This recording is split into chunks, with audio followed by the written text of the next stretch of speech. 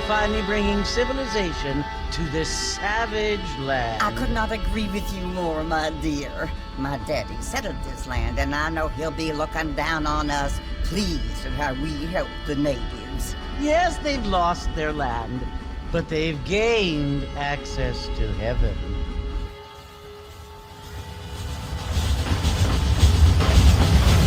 But Father, do you mean unless an innocent receives communion, they're destined to go to hell? That hardly seems fair. What I mean to say, Jenny, is that there is a great deal of difference between an innocent and a savage. I never thought of it that way. Yes, they lived like animals, but they're happier now.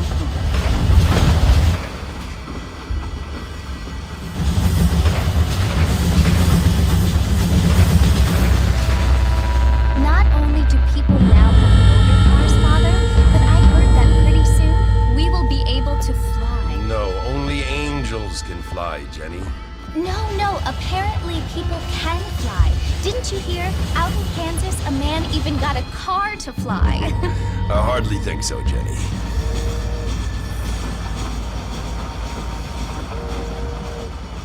Apparently, Mr. Johns wants to run for governor, which is why he's so concerned with cleaning up the state. Nate Johns. Yes. His family is nothing but hillbilly trash that came here after the war.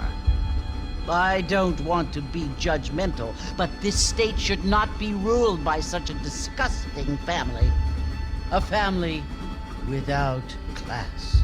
Apparently, the Johns family have made a lot of money, and he has a lot of friends in politics. Mrs. Bush, money isn't everything. There are many things that money cannot buy. It seems that money can buy voters, though.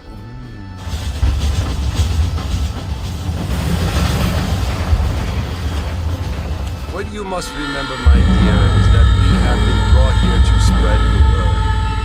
And the word and civilization, they are the same thing. They are the gifts. It is the opportunity we have, the chance to live among people who are decent and who do not kill each other, and who let you worship in peace. It's so confusing, Father. Sometimes I find it impossible to make the distinction between a loving act and a hateful one. I mean, they often seem to be the same thing. Yes, Jenny, it is confusing. But you only have to ask me if you need help. Indeed. Well, here we are, Mrs. Bush. Armadillo.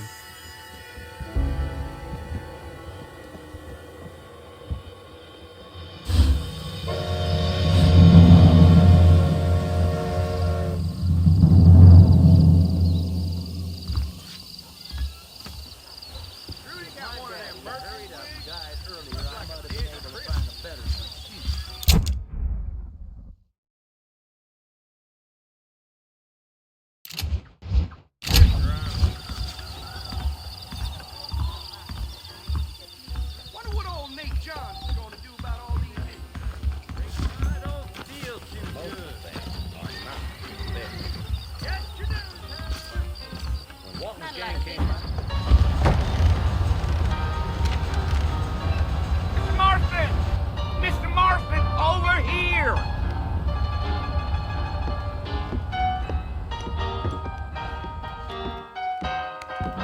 You must be John Marston.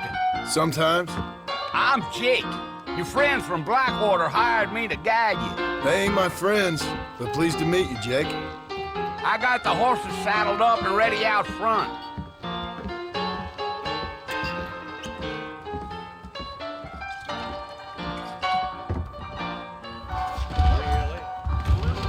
I hear the circus is coming to town.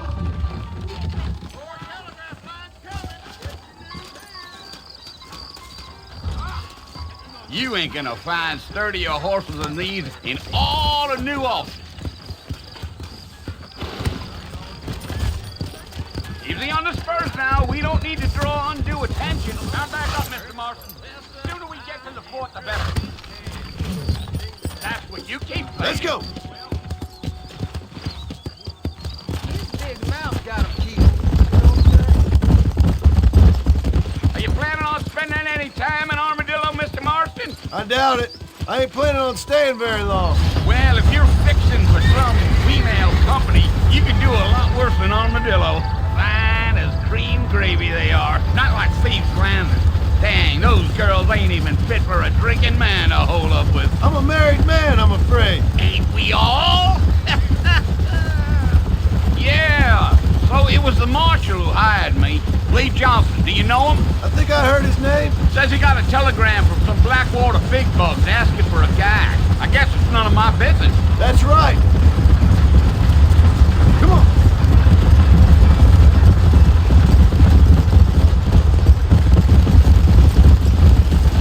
You ain't very talkative, are you? Nope. I'm just chewing the dog, mister. It's how I am.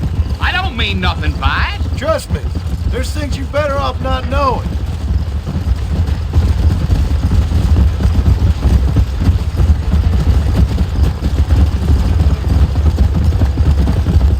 You don't look much like no Blackwater fella. That's because I ain't. If I'm being honest, I don't care much for those highfalutin big city types. Not much at all. Blackwater ain't much of a city. More of a town with illusions, but no, me neither.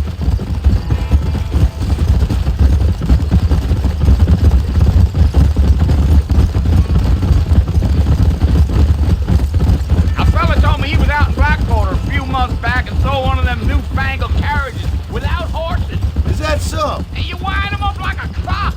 Damnedest thing ye ever saw without the aid of liquor, he told me. Times are changing fast.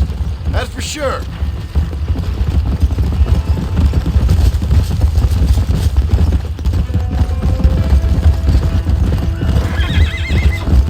So who's this friend you're looking for? Nobody you need to concern yourself with. Never you mind all my questions, Mr. Marston. I just reckon you might be barking out a knot heading for the fort. We'll see when we get there. Well, I sure as hell ain't sticking around. Fort Mercer ain't no place for an old man like me to be a dawdling around.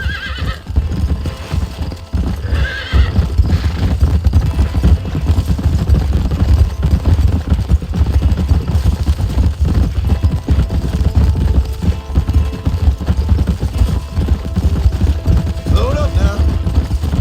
I'll tell you, Mr. Marston, those coyotes eat better than I do. Almost there, Mr. Marston, just over this hill.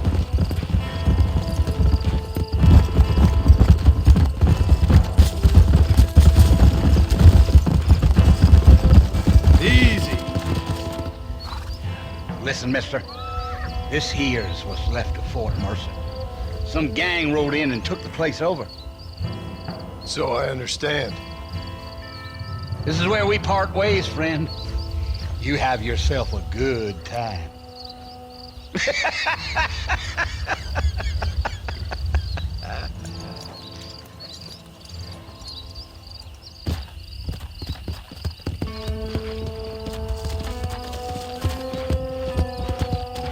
Yeah.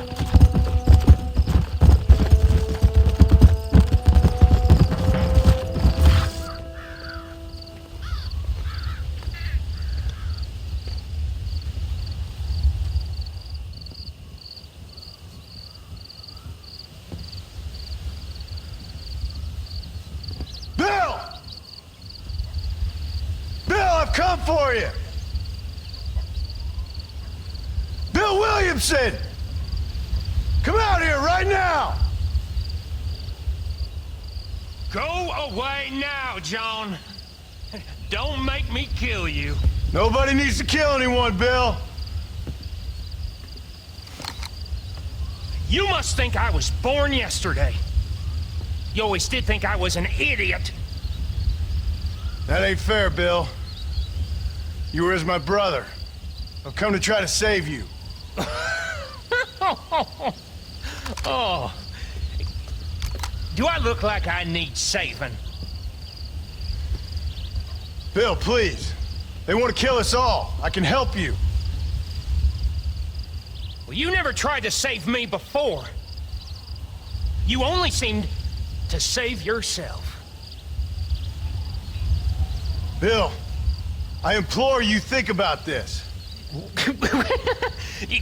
You implore me? You implore me. You always were one for fancy words. Oh. Well, things are different now, John. Now I'm in charge! No more Dutch! And no more you. Implored. I implores you to go back and tell them to send someone just a little bit more impressive next time. Well? Oh. Poor John.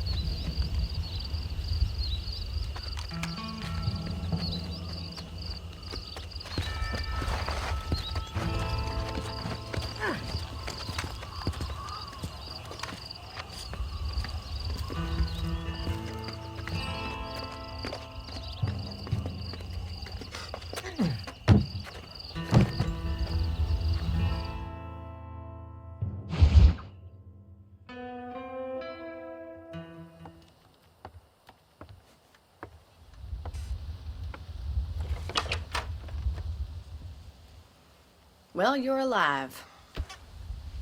So it would seem. So, how do you feel? I don't know the polite word for it.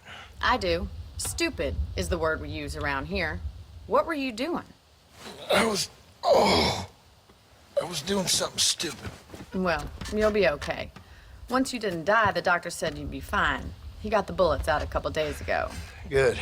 It cost us $15. I'm sorry, madam. Should have left me there to die. Did you want to die? I mean, was that it? Was that why you went straight out to Fort Mercer and picked a fight with the worst bandit in the county? To die, Mr. Mr. Marston. John Marston. Bonnie McFarland. Miss Bonnie McFarland. Well, you may be right, Miss McFarland. I don't know. So what were you doing? I was trying to give Mr. Williamson a chance. For old time's sake.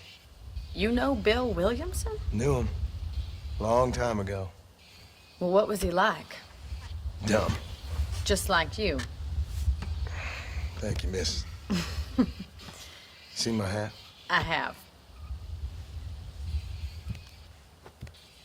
And, what will you do now?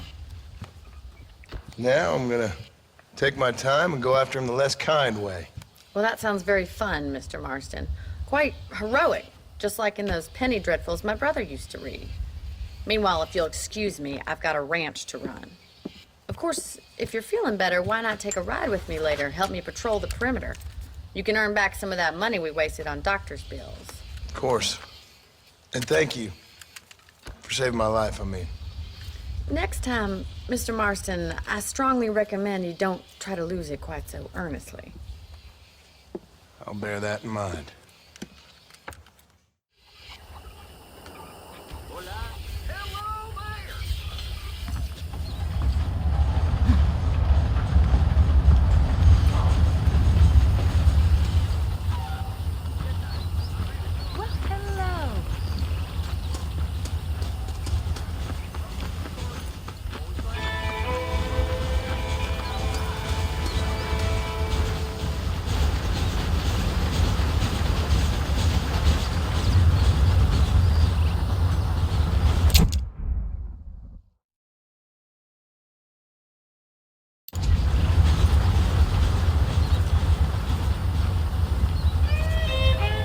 Mr. Marston, back in the land of the living, I see.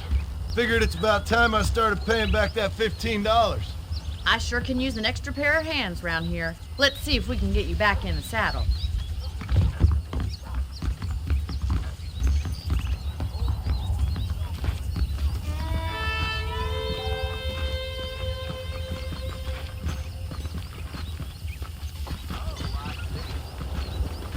There's the foreman's office.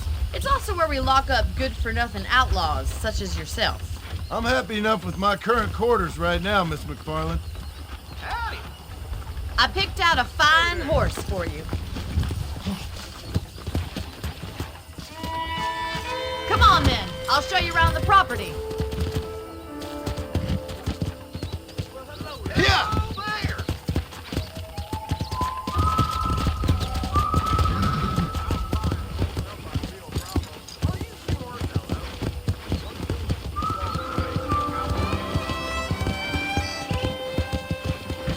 To your right is the general store. You won't find Parisian high fashion, but it's good for the essentials.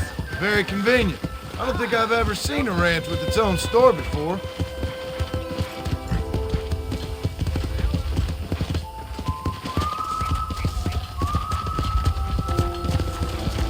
And here's the corral. This one's for the horses. What do you think? I'm no expert, but it certainly looks like a fine corral. I suspect you've stolen more horses than you've broken. Now, where'd you get such an idea? First impressions are hard to erase.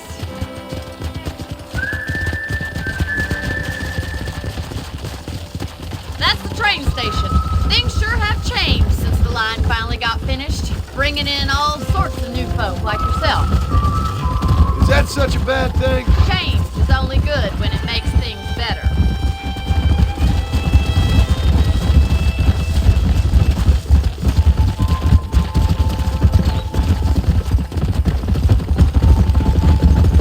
Come on, let's go. That's the barn over there. Paul built it himself when I was just a little girl.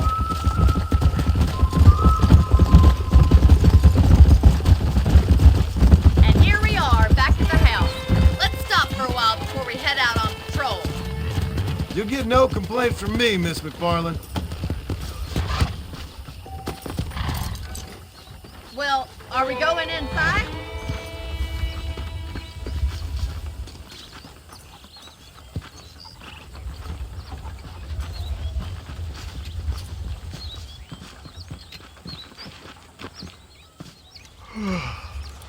How about a cold drink, Mr. Marston? Thank you, ma'am. Getting shot, then riding a horse seems to take it out of you. I could use a rest. Sure. Come on in. I'll show you the house and then you can sit for a while. Thank you.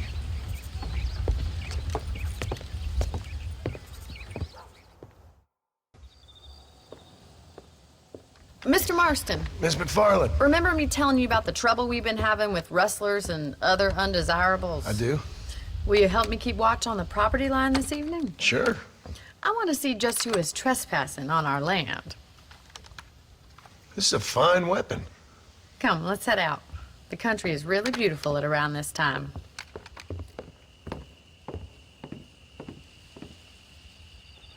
We'd best get moving. This is a dangerous time of night for us.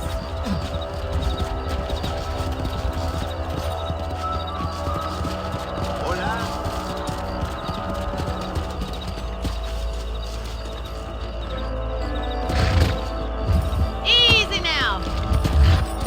Let's go. Keep your eyes open and try not to get yourself shot again. Let's go. Thank you, Mr. Marston. I feel a lot happier someone's along with me. I feel a lot happier now I got a rifle. Well, with your trigger itch and my feminine intuition, we should make quite a team.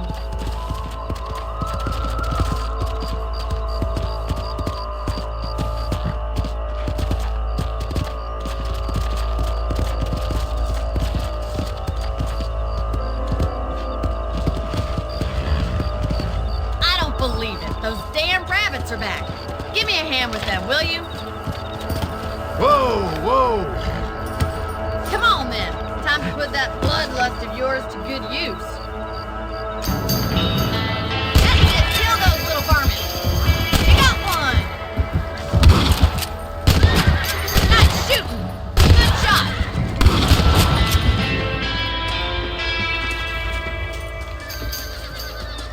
You're a good shot, Mr. Marston.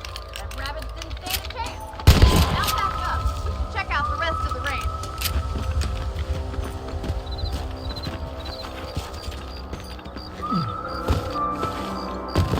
Let's get going. We've still got plenty of ground to cover.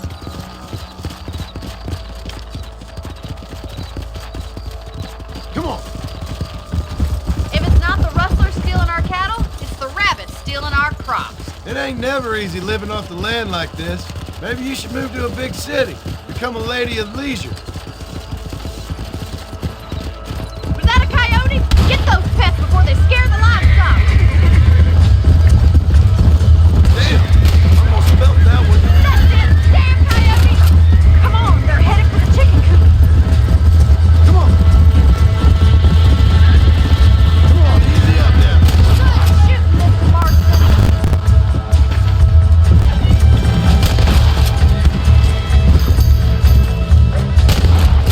That'll work.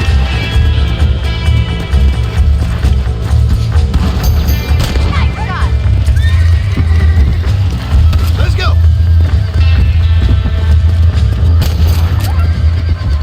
Looks like that was the last of the coyotes.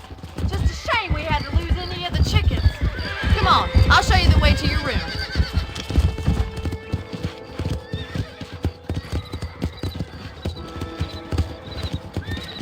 You know, you can actually handle a rifle. It's something I've had a little experience in. Maybe Bill Williamson did get lucky after all. Luck didn't really come into it, miss.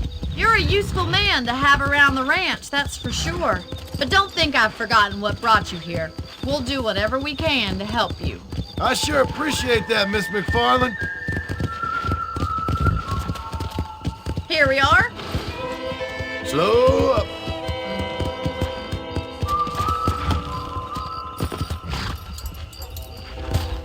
Thank you for your help, Mr. Marston. Makes me kind of happy I saved your life. Get some sleep and I will see you in the morning. Good night, Miss McFarland.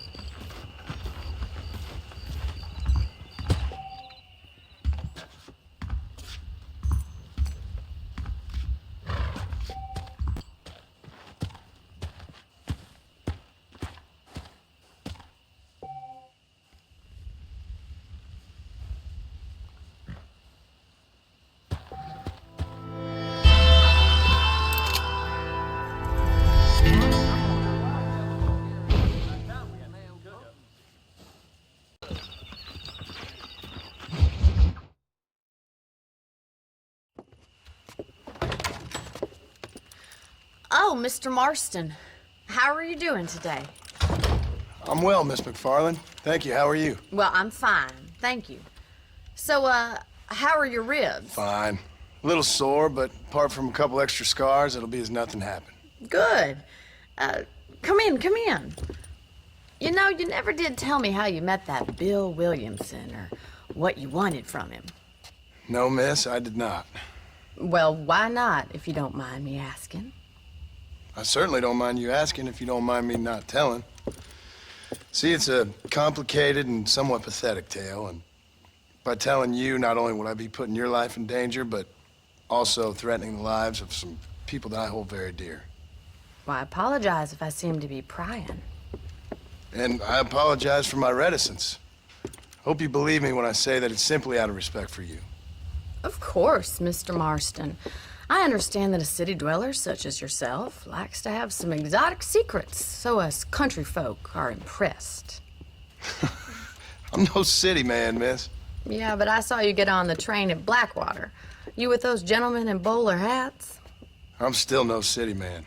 But I'll bet you can't ride, Mr. Marston. I hate to take money from a lady, miss. Oh, you won't be. I'll race you right now. If it makes you happy. We'll see.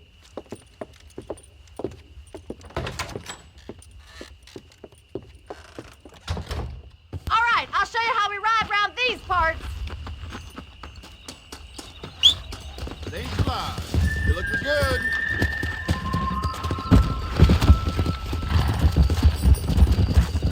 Let's go. Whoa there.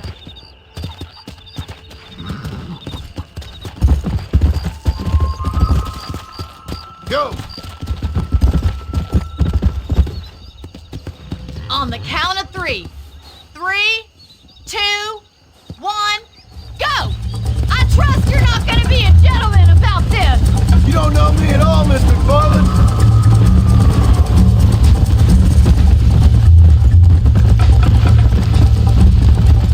Watch and learn, miss. Come. Would you like me to slow down?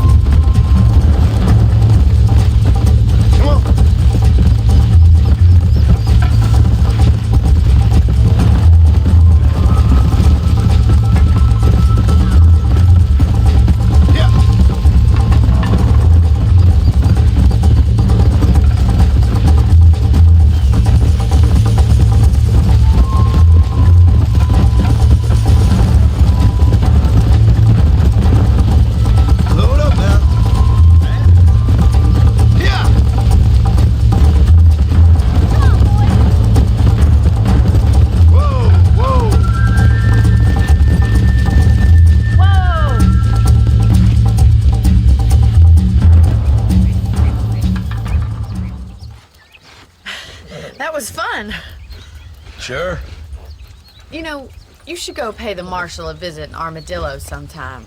I'm sure he could help you deal with that nice Mr. Williamson.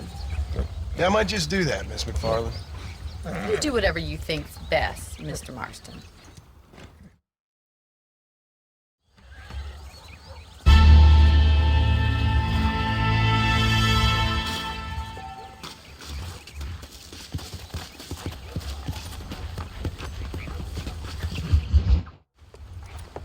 Mr. Marston, how are you? Good, Miss McFarland. How are you? I'm well. Would you mind riding with me to Armadillo? I've got to get some supplies and I could do with the company. Of course. You can take the reins. It wouldn't do for a terrifying bounty hunter such as yourself to be seen driven around by a woman. Take the driver's seat. Come on.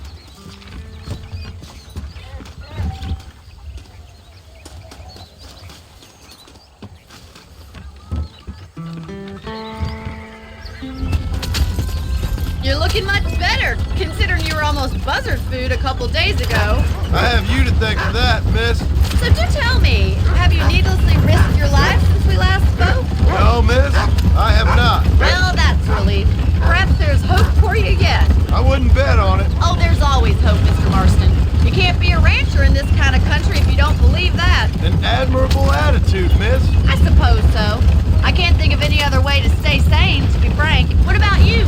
Have you ever given up hope altogether? Hope hasn't really entered into it. It's not really something I think about. A peculiar outlook. I can't really say I understand you.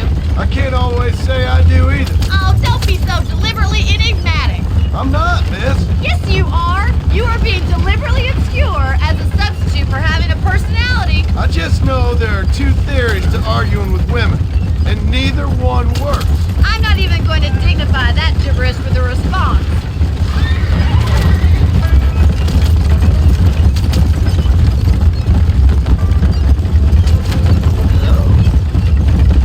I think it's kind of funny I found you dying on the side of the road and now you're driving me into town. You have a strange sense of humor. Well, you must admit, it's an unusual start to a friendship. I didn't realize we were friends, Miss McFarland. Oh, please. Now who's being funny? Listen, I know that business with Williamson is your business, but I don't know. You've been good to us, and I don't think you're a bad man. A little stupid, perhaps, but not rotten. I just worry about you gallivanting around these parts like you're some kind of deranged bounty hunter. Like Paul always says, don't go waking snakes. I appreciate your concern for us lesser mortals, Miss McFarland. I really do. And if there was any other way out, I'd take it. I can assure you of that.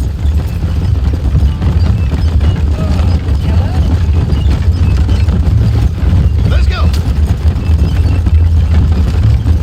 You never did tell me where you live. I have a small holding up in Great Plains. A farmer? Yeah, and I'm the Queen of England. And at what point during your day of hunting down outlaws do you find time to raise chickens? Only been at it 3 years or so. I guess I'm kind of new to it. You're telling me? So who's looking after this farm of yours right now? Uncle. Well, he's not my uncle, as far as I know. Just an old dog who's as lazy as a lizard on a hot day. Kind of fella laboring under the delusion that age brings wisdom. Sounds like the perfect person to leave in charge of your entire livelihood. We go way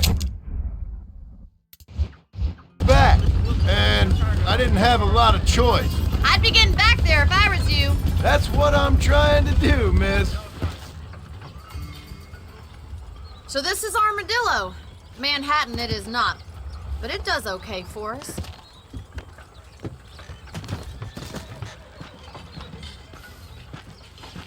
Most important thing for you right now is getting yourself into Dr. Johnson's office to purchase some medicine. The first one's on me. Thank you, miss. I'll pay you back. I'm sure you shall. The doc's a good fellow. He saved your life, so be polite to him. Meet me in front of the general store when you're done.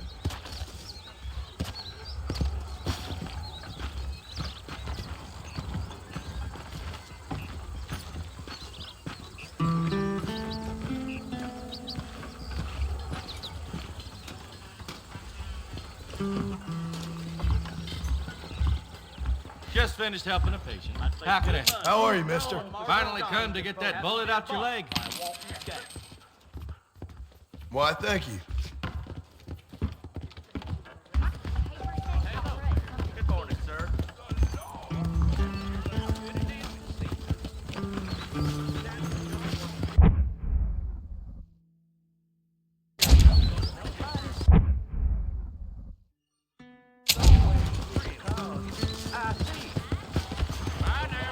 Well, thanks for driving me. It was nice to be able to enjoy the view for once, and a little company never hurts now and again. You're more than welcome, miss. Least I can do.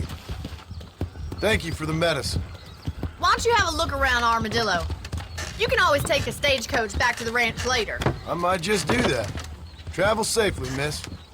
Try not to get yourself shot. I won't be around to save you this time.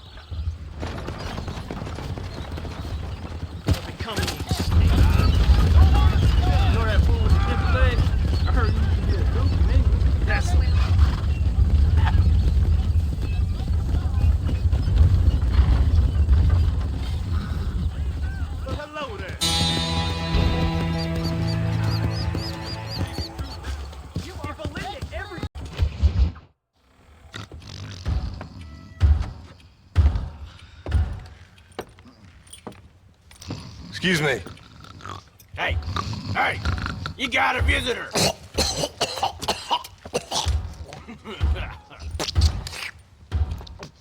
Shut up, you! And what you want? My name's John Marston. You wanted to speak to me. I did?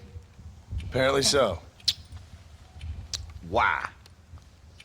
I guess because we're both in the business of the law.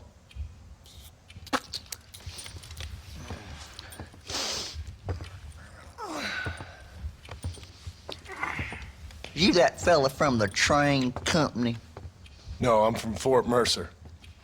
Fort Mercer? You them, one of them Williamson boys. Calm down. Go on, shoot him, mister. Shoot him. Come what, you getting kicked with me, boy? What's going on here? I got me one of them Williamson boys. I got me one of them idiots who give marshals a bad name. Jonah, put your gun down.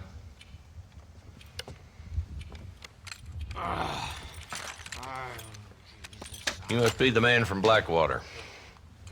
Yes, sir. Listen, that dog ain't too bright, but he seems loyal. Jonah, get out of here for a minute. Yes, sir, Mr. Johnson, sir. And you. Oh, I done seen enough of your hide around here, friend. I think there's some school children down the way you can go and frighten. Oh, hardy fucking har. Dickhead. What are you doing here, Mr. Marston? Apart from frightening my deputies. I'm here to capture or kill Bill Williamson. Okay. Can you help me? He's outside my jurisdiction. He's in the next county. Of course, Bill Williamson and his boys have tended to keep themselves away from my town. So you're happy to have him out there? Well, I ain't happy, but I also ain't suicidal. My job is to keep this town safe, not clean up all of these 3 counties. It's hard enough around here. You know, I hear you speak, and suddenly I'm reminded of how some of the people I respected most in my life had a problem with authority. What's wrong with you? Well, I'm sure you and your fine friends have enjoyed spending your time running around pursuing noble causes. My cause is to keep this town from turning into a living hell for the folks who live here. Whole world has problems, mister, and I'm here doing what I can. Why? What's happening? Right now, I got the railway, the people who pay my salary, trying to get me to turn a blind eye to them burning down settlements up there. I got a bunch of cattle rustlers out near Box Canyon needs shutting down. Not forgetting the gang that keeps murdering homesteaders out in the back country. And I got a bunch of hoods over in the saloon, drunk, threatening to shoot up the whole town. That's all I got today. But it's early yet. Give me a couple more days. There'll be more. All right, tell you what.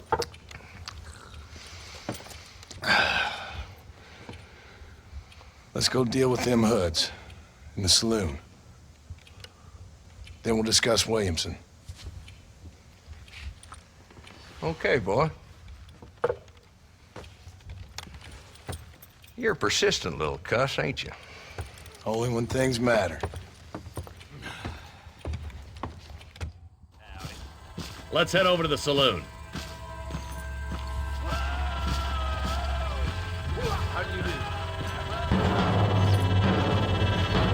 looking for? Bunch of two-bit hoodlums, led by this fella called Walton.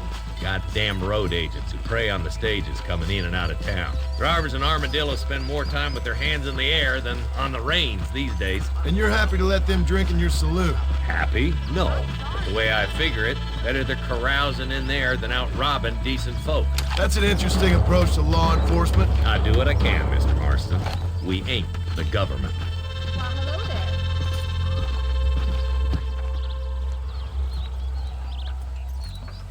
There's the dumb rat bastard now.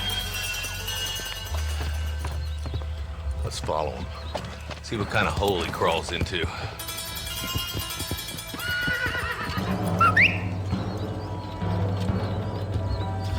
Mount up, Marston. Walton's our man. God damn it, he's on to it. Get after him. My goodness. Hi there. Come! If Walton's as bad as you say he is, why don't we just beef him now while we got the chance? Because that ain't how the law works. Is that right, Marshal? And alive, he can still talk. Doesn't sound like he's a man to be reasoned with. He ain't. But a few days of my hospitality and he'll be telling me what I need to know. Walt gang's been growing fast. Outlawing's easy money for easy work. Cholla Springs, Gap Tooth Ridge, these boys get around. Walton's a start, but there's plenty more where he came from.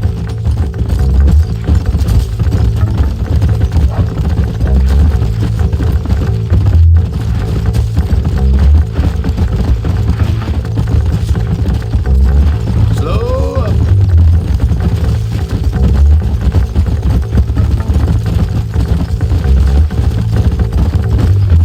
He's headed for Pleasant's house. Let's stop so we can get a better look. Whoa, whoa.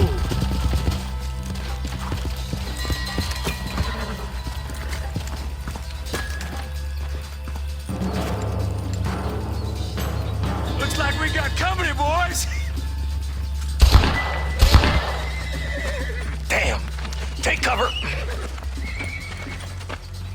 We'll work our way up this hill. Probably gonna hurt. Move up to that wagon on your right. I'll cover you.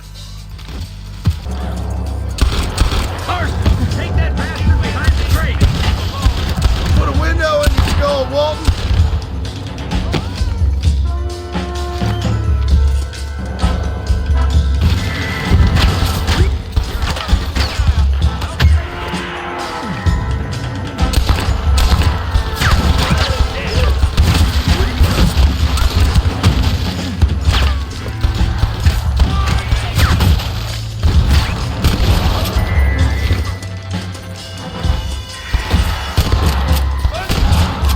You ain't gonna win this! Right, aiming at somebody, goddammit. Just Walton left now. Try to take him alive.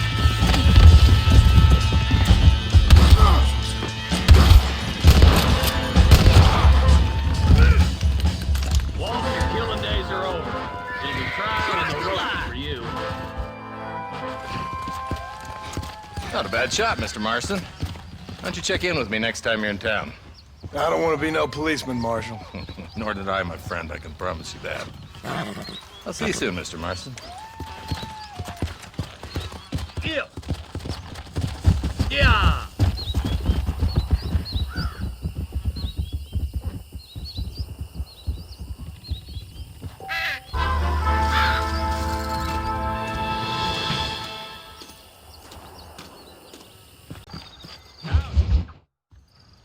Hello?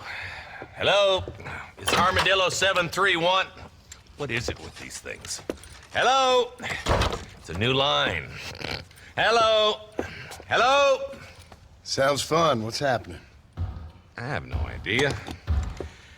Yeah, if it's important, they'll send someone down like they did with you. Suddenly, the world is full of days. Yeah. I remember when we first got here. We used to consider people from Dade County to be exotic. Now guys can get here from the Midwest, and they can do it in 6 days. Things have changed. They've gotten away from me. Hello? I don't understand it no more, boy. Honest to goodness. I'm not sure I do. Marshall! Marshall! Marshall! I'd just been up in the canyon, spying like you said. I think I seen me a couple of them rustlers. I think it was the Ballard twins and a couple of Mexicans. They up there right now?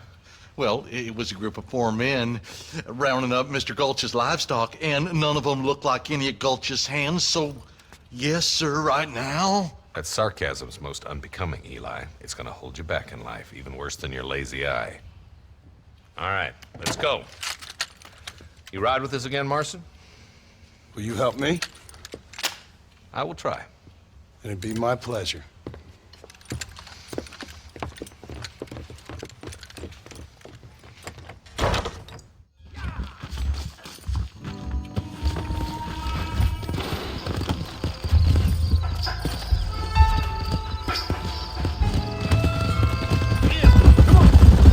How long you been working for the government, Marston? I don't work for the government. Well, I got a telegram from some federal clowns in Blackwater that says otherwise. Are you some kind of vigilante? You don't look like no government, boy. I guess it's complicated. I came because it was made impossible for me not to. You sure are a tight-lipped son of a bitch, mister. I guess I am. I ain't gonna dig this hole no deeper.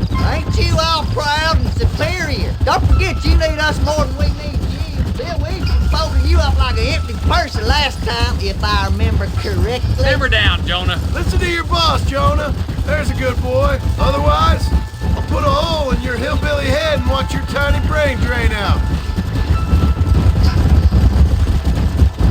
I'll be honest with you, Marston. I ain't for all this government interference. Believe me, Marshal, neither am I. I try to keep the federal boys happy. I mean, we need all the help we can get. But what does a flannel mouse city boy who's never forked a bale of hay in his life know about a state like New Austin? Nothing, I reckon. All this manifest destiny hogwash, taming a wild land, bringing modernization and betterment to the West. We're nearly there. Keep your eyes out for the Ballards.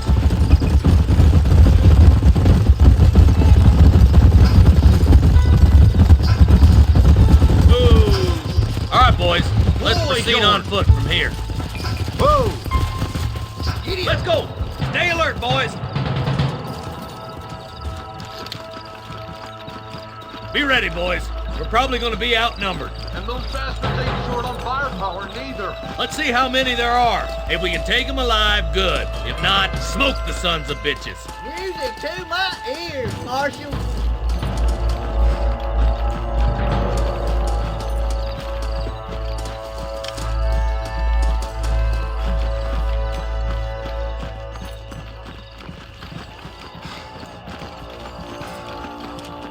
Damn! Those bastards were waiting for us. Stay close! Come on, Marston. I can't take them all by myself. You got one! Keep dropping like that, boy. I killed you twice, you son of a bitch. Let's split up. Take the left, boys. I'll go right. Marston, you can go with the deputies or cover me. My God, hurry up! Stay with us!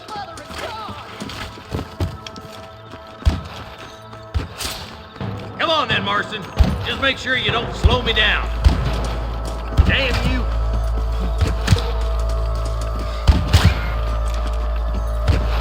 There's a couple of the rat bastards. Not on me!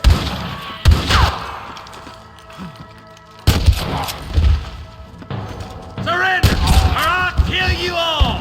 Looks like we got him. Let's move on. Stick with me. Look, the deputies are making progress.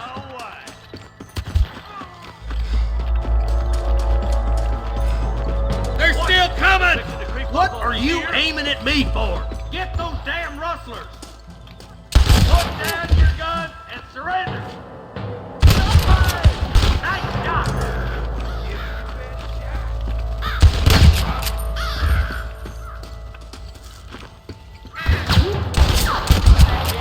Blast him, boy! Come on! Give them hell! Tell the Ballards to get themselves up, or we'll kill every last one of you! That bastard won't be rustling no more!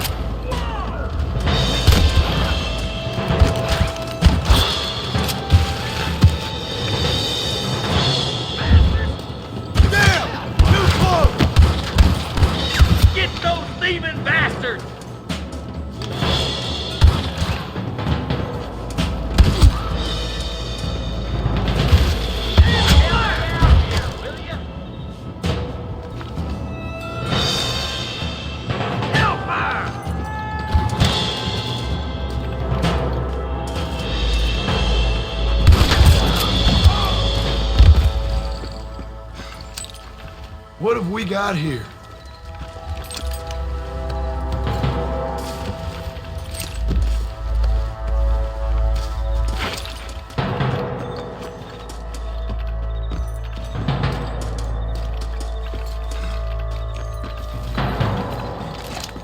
Keep your eyes open.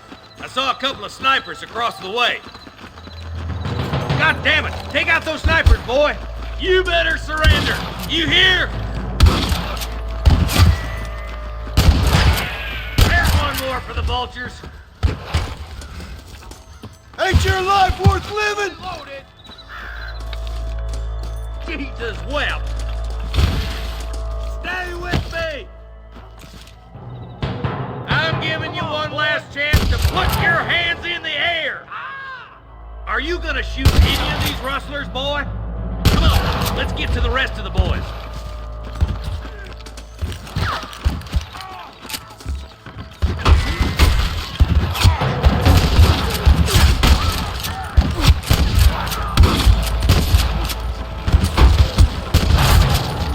Damn fine shooting, boys. Come on, let's regroup. Excuse me, mister.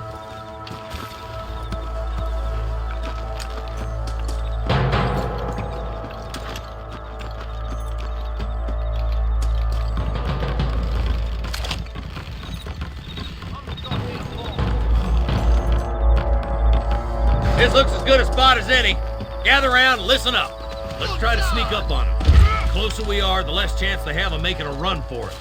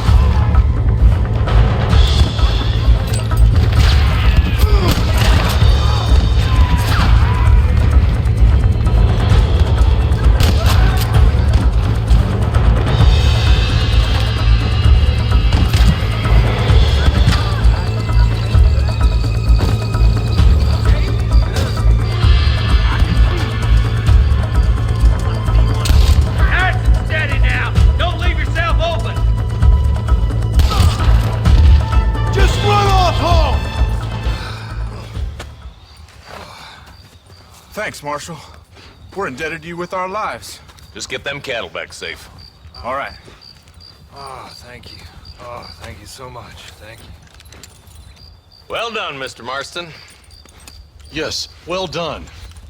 Now, about Williamson. I'll do what I can. You know, as you can see, this country is infested with all manner of scum. Say that again. Well, one other thing, Marston. Mr. Johnson, sir. It's Mr. West Dickens. He's missing. Who? Mr. West Dickens, the tonics merchant. He was due in town last week. Oh, the narcotic and bat piss salesman who cons housewives out of their money with promises of eternal youth. Yes, him, but I think you're being a little unfair. He's helped a great many of the county, and many of the townsfolk are really missing him. You hear that, Marston? We just butchered a gang of thieves, and the town is up in arms about a missing snake oil merchant. I am so glad to be serving such a wise and respectable people. Come on, Eli.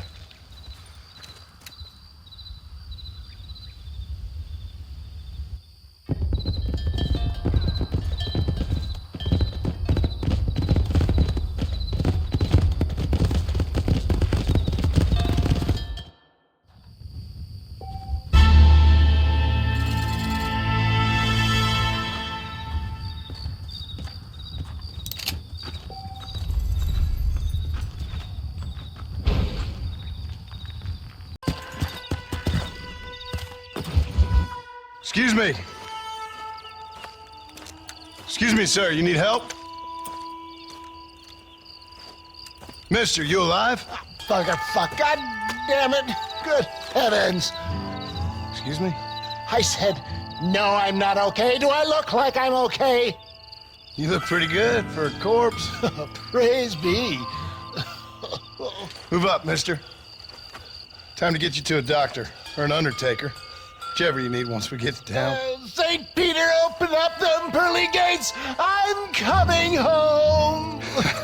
Come on, mister. Come on.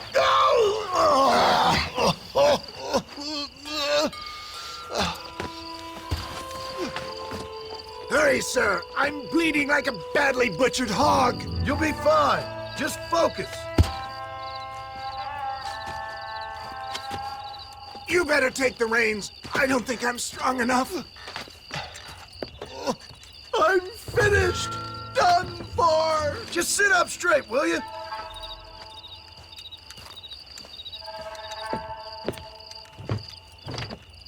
Armadillo! Godspeed!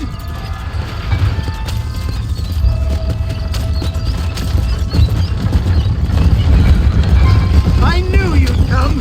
What? I knew this wasn't my time. He has a greater purpose for me. You're delirious and plain dumb, friend. Fate brought you to my aid. Why else are you helping me? Look at you. Somebody needed to. I've been in a similar state myself not so long ago. Perilous times. Perilous times indeed. Give people freedom and they turn into savages soon enough. They're back. I'm done for.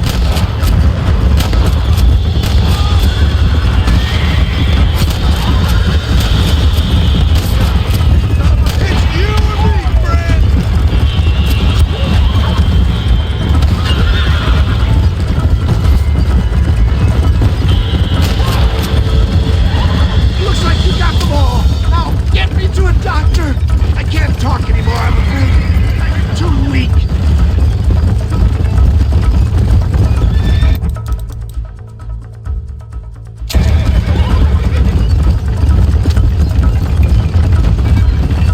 Oh, be out! I implore you to please stay on the road!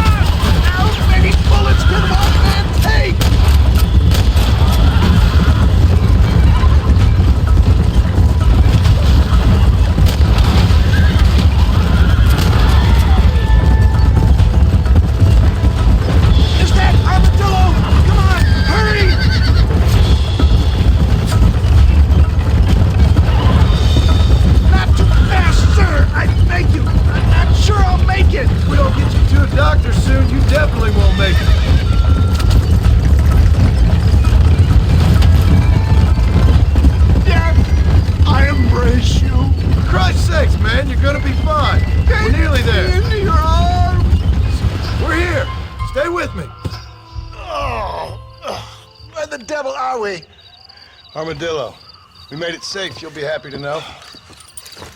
Thank you, sir. Thank you. You're a gentleman and a true man of honor.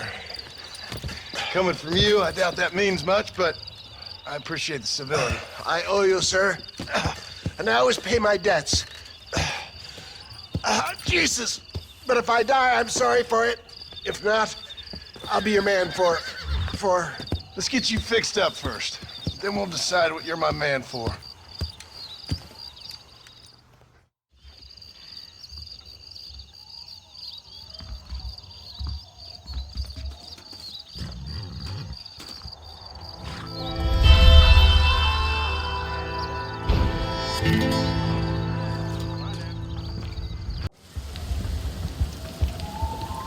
Mr. Marston, I've been hearing about your plans. Have you, Miss McFarland? Yes, from Lee Johnson. To settle here and build a life for yourself. I'm afraid those aren't my plans. See, I already have a life. Well, I had one, and I'm trying to reclaim it. Or maybe what you could say is I had two, and I'm trying to end one of them so the other can survive. You do so love to talk in riddles, Mr. Marston. Do you do that, I wonder, as a substitute for having anything interesting to say? Probably, Miss McFarland. Oh, call me Bonnie, you fool. Call me Bonnie. Miss McFarland, I'm married. I have a son. I had a daughter, but she died. Years before that, I rode in a gang. We robbed banks, trains, held people ransom. We killed people we didn't like. Bill Williamson was in that gang. Now, if I don't capture my former brother in arms, great harm will befall my family. Now, I don't suppose any of this is very interesting to you, but I hope it explains why I wasn't so eager to talk about it. No, I do understand.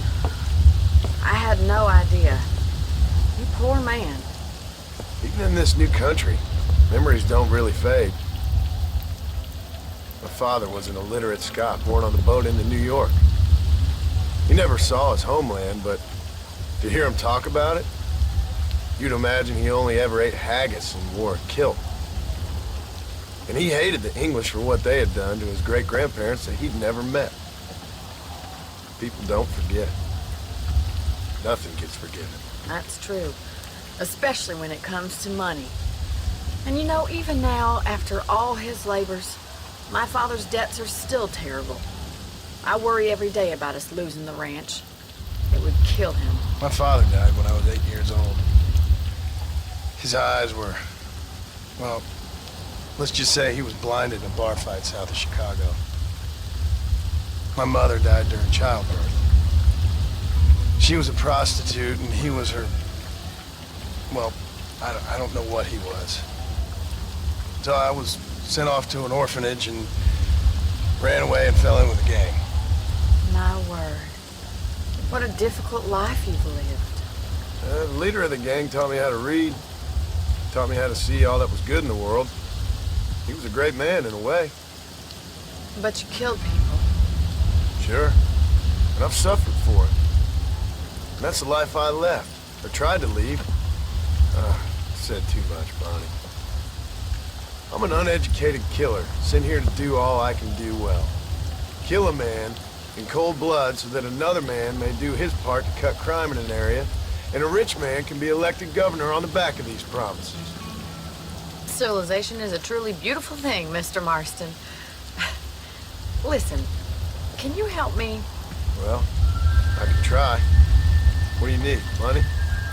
No, nothing so complicated.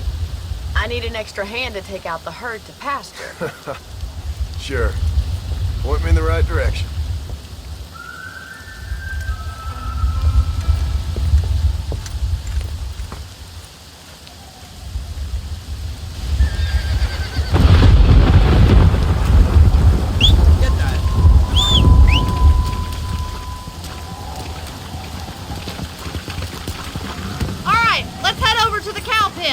It's about time a budding farmer such as yourself learned how to herd cattle. Whoa there!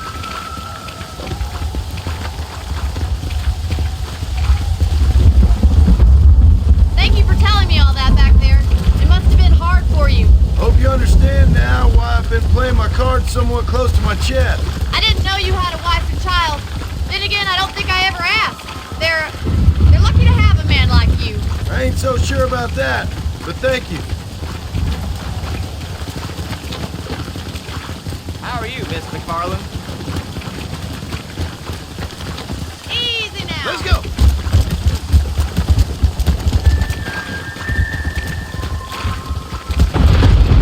Let's go. Come on. Hey there. Keep on moving. Drive them down the road, Mr. Marston. Whoa. Yeah.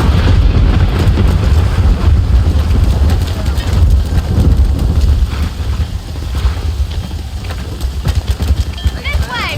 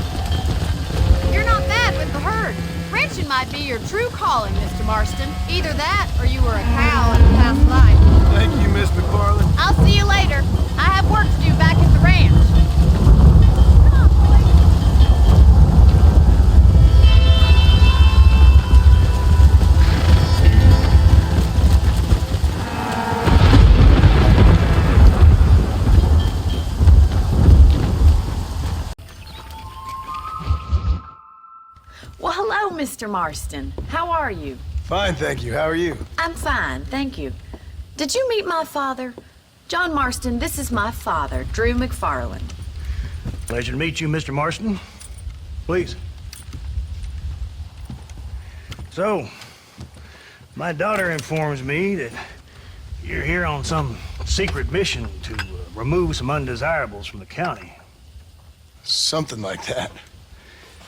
I'm grateful for the hospitality, sir. Well, you know, we've lived here for 30 years now. Came here from the east. The land had never been settled. For 10 years, we fought the Indians. Tough men. And we had outlaws, and we had drought, and we had smallpox, terrible winters, cholera. I buried more of my children than I raised. Sorry to hear that, sir. I've seen strong men wither and die under that unforgiving sun. That whole herds of cattle just take sick and die. But I've never once doubted my life here. No, sir. When I hear about this so-called federal government sending out agents to covertly murder and control people, then I start to worry. I mean, yeah, all right, Williamson is a menace, and men like him are the plague. But isn't a government agent a worse menace? And all that symbolizes, I mean. You may be right, sir.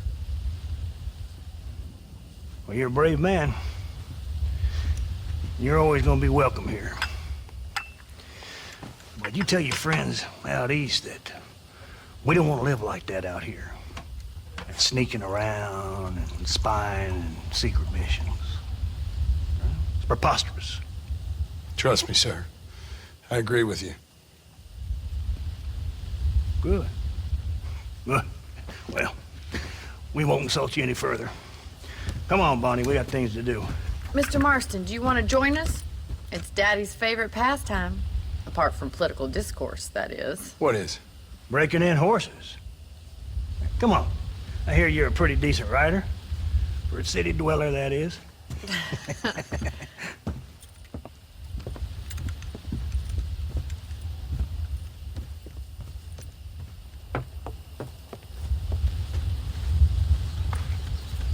You're gonna need this, Mr. Marston. Let's see if we can put that new lasso of yours to good use. That ranch hand said there's a pack of wild horses nearby.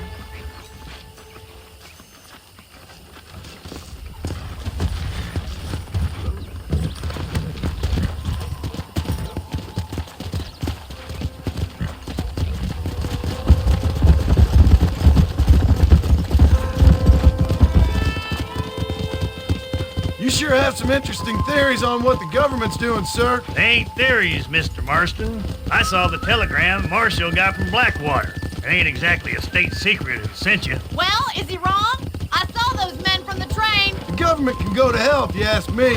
Those sons of bitches would steal a coin off a dead man's eye. Mr. Marston! He's right. Now, I don't know much about politics. Please, Paul, can we just enjoy But I the know ride? we're only as free as they say we are. Power's like a drink. The more you have, the more you want. And there's few men who can handle it. There's certain things in this country a woman could do much better if you ask me. I ain't gonna argue with that, Miss McFarland.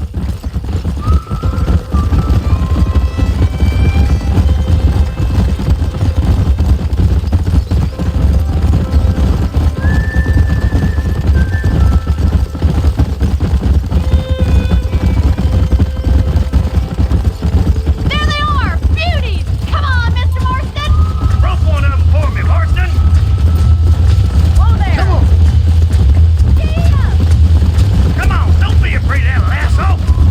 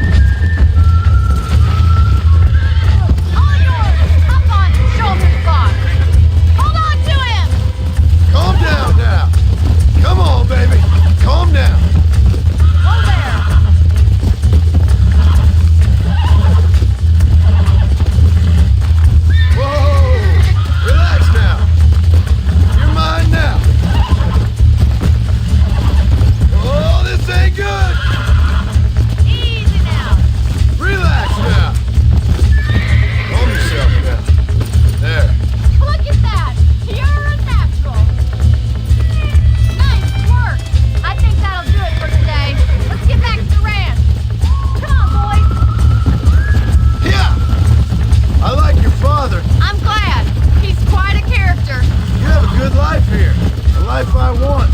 For me and my family, I mean. We don't have a lot anymore. You have enough.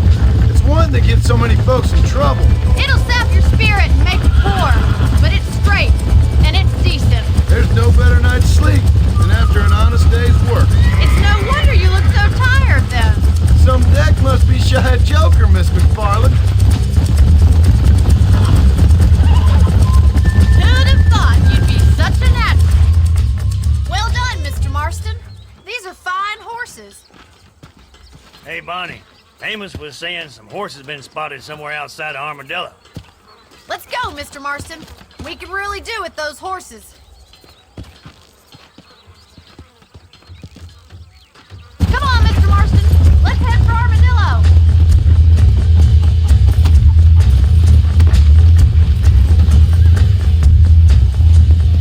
Come!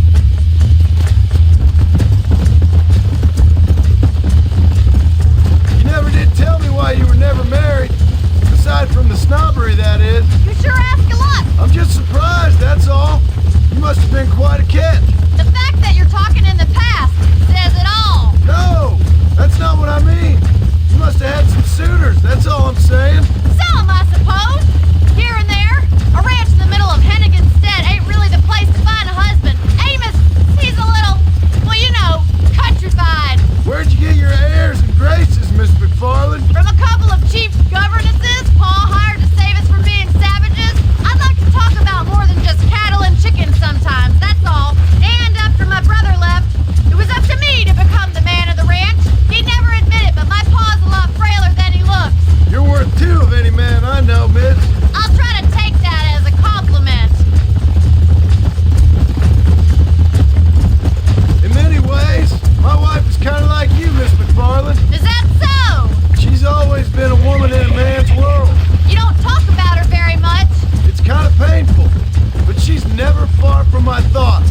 There's my boys. Come on, Mr. Marston.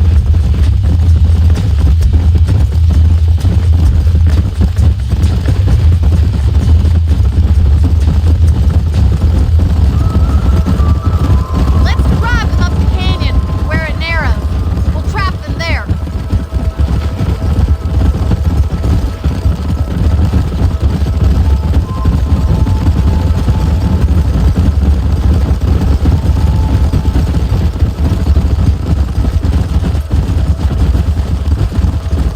Come on.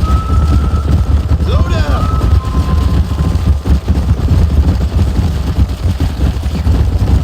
Stay with the horses. I'll give you a signal when we're ready for them. Right you are, miss.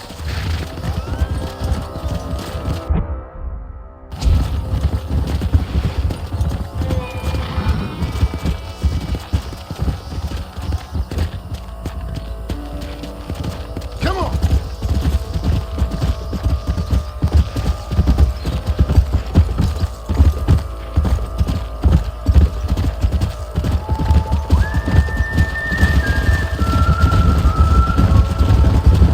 Come on.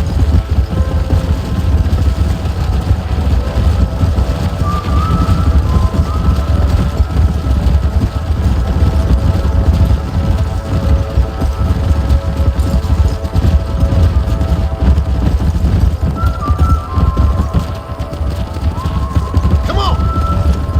Go.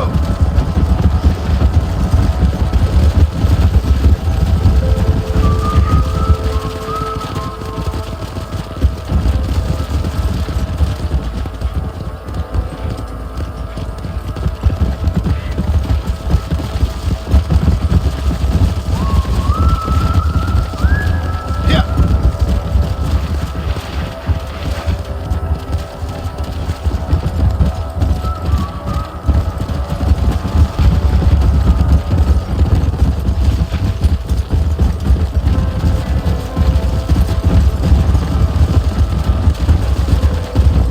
Let's go.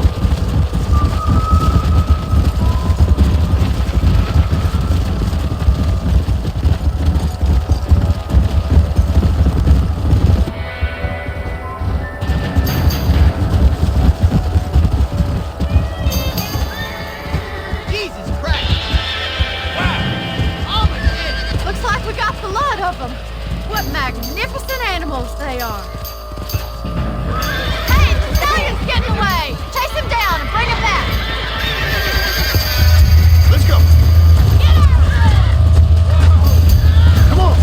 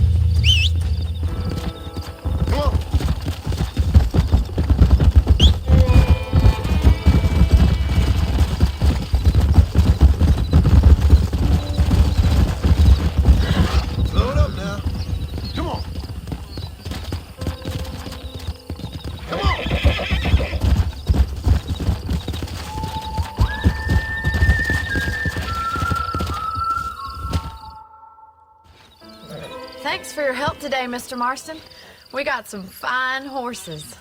You know, why don't you keep that stallion as your own, as a thank you from all of us? Thank you, ma'am. He's a fine animal.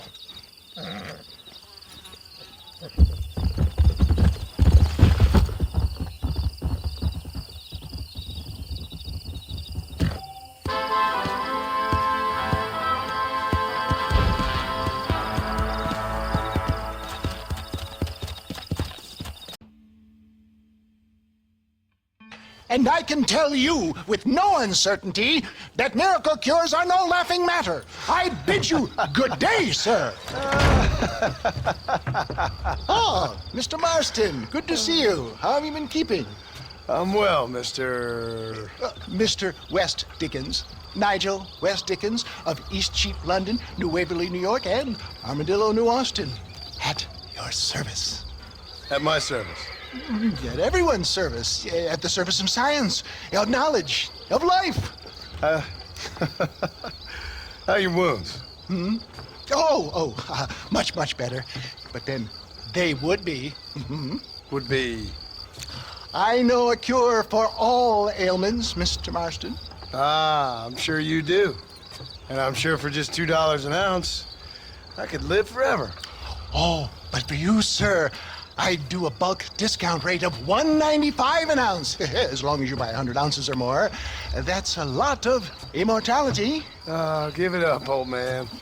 That's Mr. West Dickens to you, boy. Give it up, old man. Listen, Marston, I'm broke, but this stuff is good. It works. I need a healthy young man like you. Come along, let's ride over to my newest customer at Ridgewood, and I'll explain while we go. Okay. To Ridgewood Farm, the sick and needy await us. Oh, the life of a wandering saver of souls.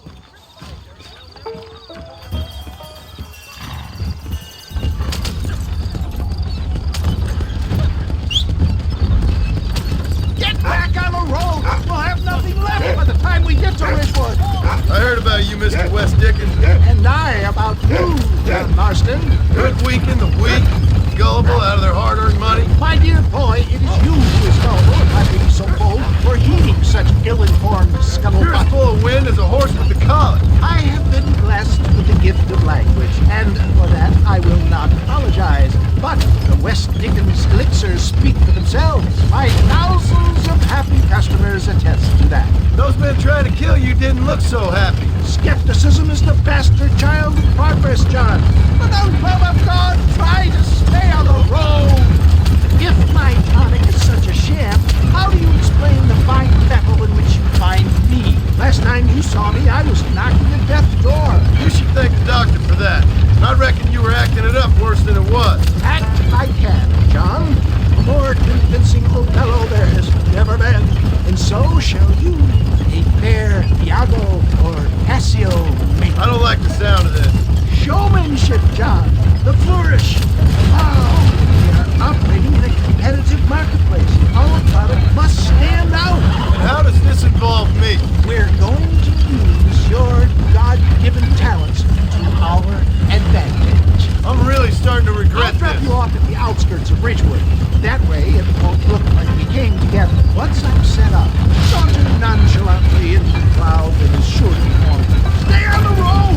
We're going to destroy the merchandise! Eventually, I will call you up to try my tonic.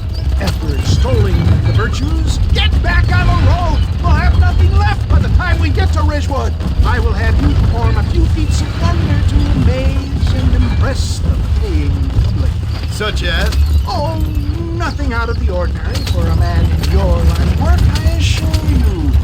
So it is all a shame. For the love of God, try to stay on the road. No, just innocent value. Grease the wheels of enterprise, that's all. Stay on the road. You're going to destroy the merchandise. Do you think that buxom young girl you see on the voyage camera post knows the first thing about photography? Get back on the road. We'll have nothing left by the time we get to Ridgewood. You hop out here, John. Follow me in on foot.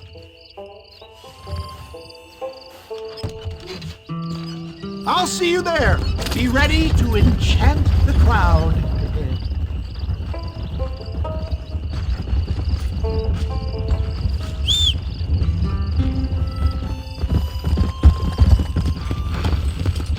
Come on.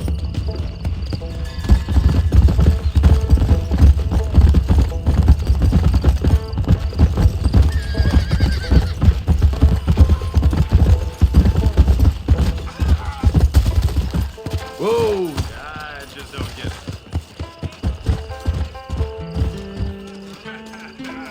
Friends, hard-working souls of Cholla Springs, gather round, gather round.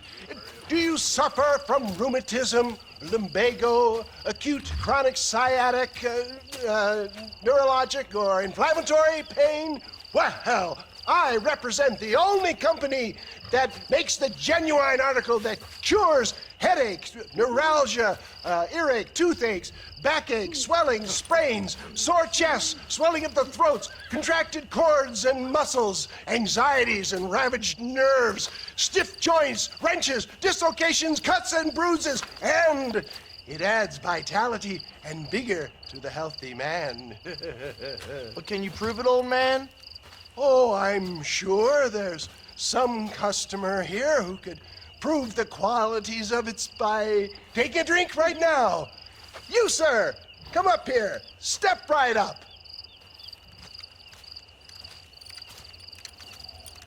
That's the spirit. Ladies and gentlemen, pay close attention. This poor, wretched volunteer, entirely unknown to me, will demonstrate the effects of Dr. West Dickens' own patent tonic. Be you a cowpoke or athlete, this miraculous elixir developed with the wisdom of the East keeps the muscles supple and relaxes the cords. It loosens the joints and gives a feeling of youth and vigor to the whole system. Not possible, I hear you say. Well, doubt no longer. Faith can move mountains, but I ask not for faith. I am a man of science, and today science will be vindicated. Your eyesight is greatly improved. Is that not so, friend? If you say so. That's right, it is. You heard him. What a good sport you are, sir. Now, gaze over yonder at that porch. If you squint, you may just be able to make out the skull that's hanging there. Go ahead, friend. Shoot that skull and demonstrate the miraculous eyesight you now possess.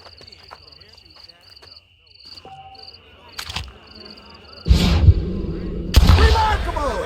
The eyesight of an eagle, granted by imbibing Dr. Westdickens' own patent tonic. Anybody can make that shot. This man is a fraud. If your eye's so damn sharp, why don't you try shooting my hat out of the air? My friends, our test case has been challenged to shoot a gentleman's hat out of the sky above our heads. You can fool these people, but you ain't fooling me. Right. Let's just see how sharp you is with a moving target. Steady yourself, stranger.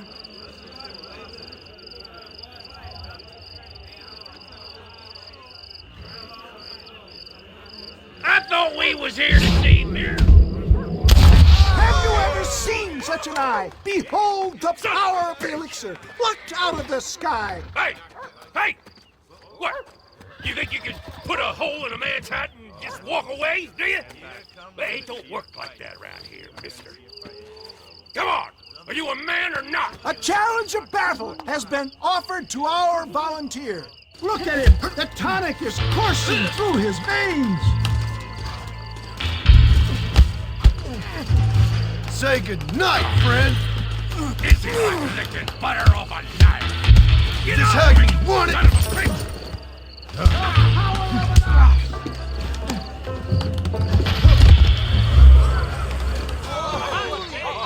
There it is! Skeptics and dissenters, irrefutable proof! Do not let this opportunity pass you by! Look, he's over there. Go get him. This ends now. Watch out! He's got a gun! Who the hell do you think you are? You ain't leaving here alive.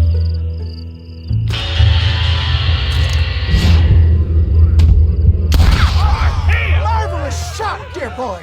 The kind of deadly accuracy that can only be afforded by the Westdickens elixir. Come, I have plenty for all. You'll be fine. Get out of my way. Hey, where are you going? I want a bottle. Get me a bottle, please. One of them right here. Well, no harm in trying one bottle, I suppose. Well, I think that went kind of well, don't you? I'm just glad that my normal job involves either chasing after cattle or murderers. Not the likes of you, mister. Don't be like that. Now, if you'll excuse me, I'd like to say my goodbyes, head on back to the real world. Wait, sir. I've been thinking about your predicament, and I think I may have an idea. I've been thinking I could be your cunning Odysseus. Beware of the Greeks bearing gifts, sir. Williamson had better beware. We will make them into Trojans. I don't rightly get you. I want you to go and see my old friend Seth. He can come across as a little curious, but I'm sure you two will get on. He's most often found at Coots Chapel. He's very devout. Why see him? Because between him and me, we can get those gates to open for you, and you can walk right in, just like in Homer's great Trojan yarn!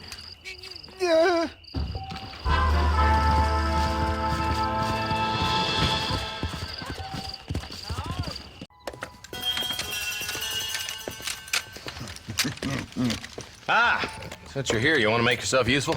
Not particularly. Listen, son, I know you got a mission. But right now, I need another gun. Why? What's happening? You've had this problem for months with this group of bandits who are getting drunk and murdering settlers. Last night they went to a big place up near Ridgewood. They burnt the place down, killed the men, burning most of them alive, and raped the women. Women folk then got their throats slit. One of them survived and walked in here this morning. Anyway, we got a posse gathering up near Ridgewood. Will you ride with us? All right. Thank you, John Marston. It's gonna be a bloody job. Huh. I don't think I know any other kind, sir.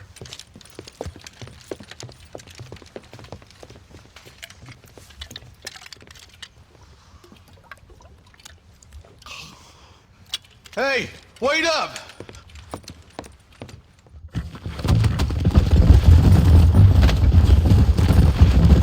Faster! Marston, I hear you caught up with Mr. West Dickens. I did. For a man who claims to have found a remedy to all ailments, he was in pretty bad shape. His tonic has helped a great many people. It's a medical breakthrough from the East. The result of years of research. If only it could cure him of his diarrhea of the mouth. I wouldn't be so dismissive of science if I was you. Times is changing fast. He's no more a scientist than I am a priest. But people can spend their hard-earned money however they please. He's certainly a character, that West Dickens. I can't understand a goddamn word he said. A more flannel-mouthed bunco artist I've never met. Hey, Marshal, see those vultures? I see him. Marston, you and Eli go check it out. Come on, come on!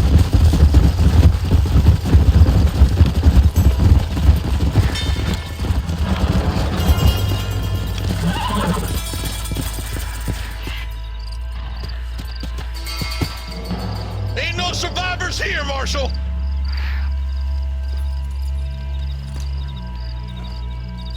Man, this don't look too good. Somebody was so busy killing people, they went and dropped their gun.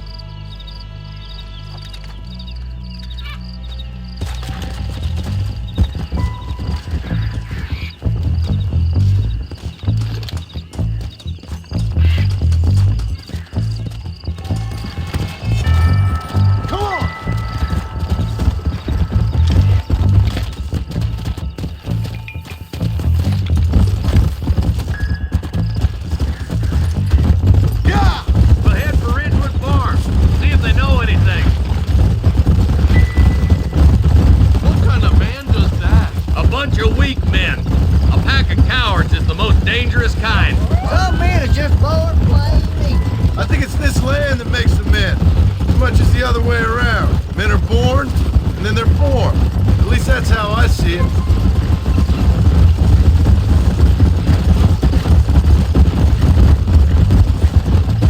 Marshal, more vultures. God damn it. Come on, let's take a look.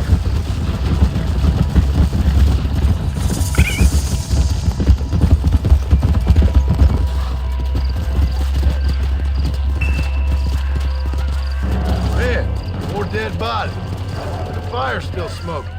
Those scumbags must still be around. Come on.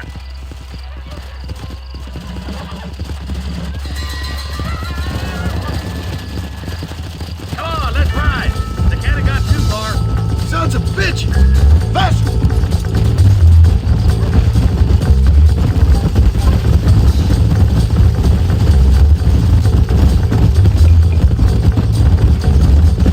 Place looks deserted. Where is everyone? Let's search the area.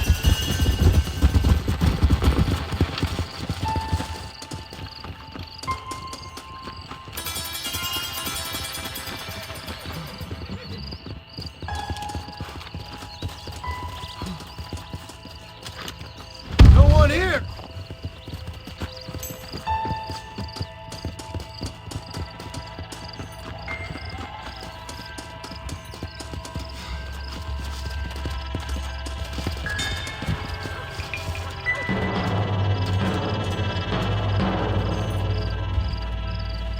Shed's clear, Marshal!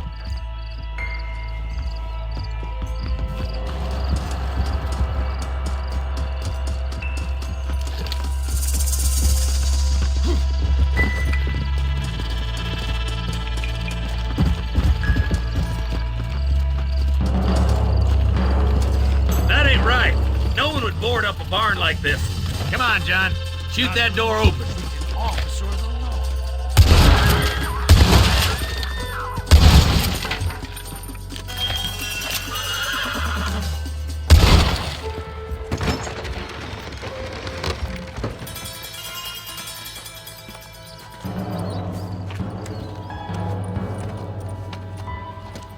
Holy sweet mother of mercy.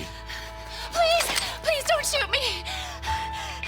Some bandits came by and took us hostage. They're holed up in the farmhouse. Some of my family is being kept hostage inside.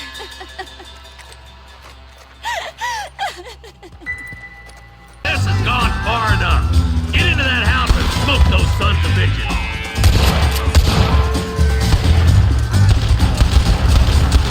There's the son of a bitch. God damn it!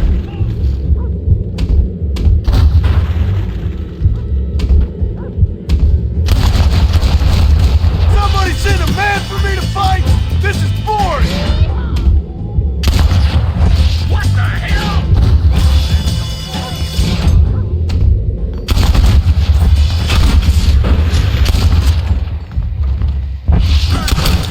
Get into that house right now. All right, let's see. Over there. I've got a lot of these. This is gonna be your last one. Quick! You're dead, Fred! Not on me! Look at here, Fred. Damn you!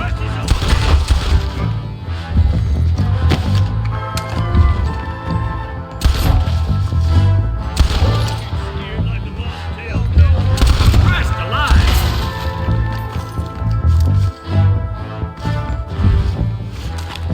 Stay close!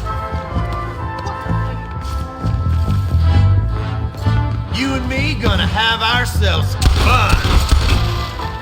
You're hard to kill, mister! There's a deputy waiting for you in the shed out back. Make a run for it when it's clear. Oh, thank God.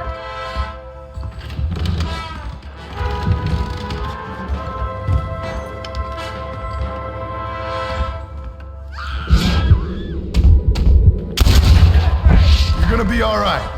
Head for the shed in the back as soon as it looks clear. They did unspeakable things to me. Look like that's all of them. Let's see how the hostages are doing.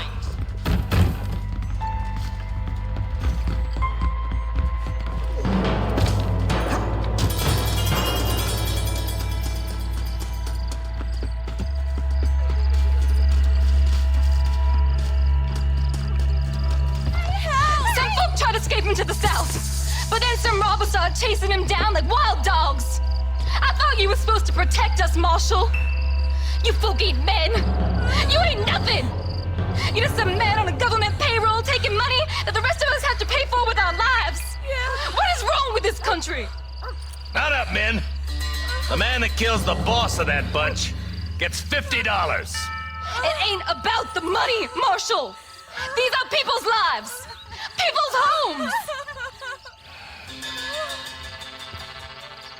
Come on, they're gonna get away. Follow me. We can still catch him. You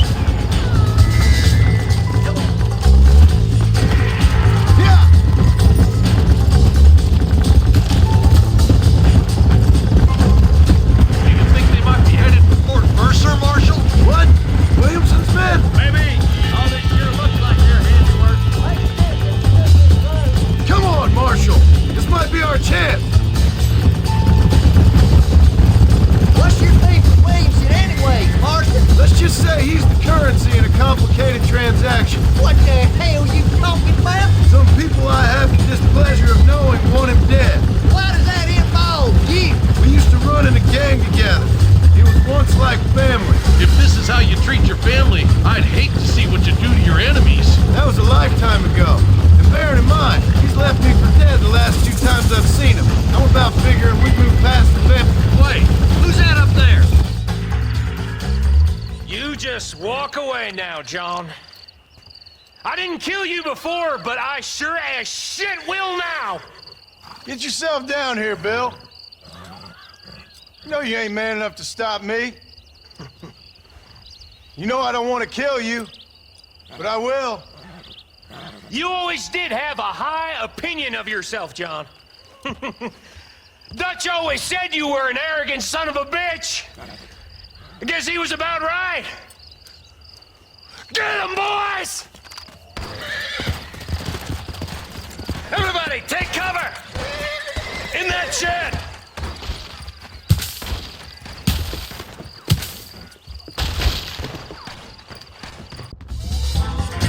ready, boys. Here they come. Aim. Nobody leave this shack.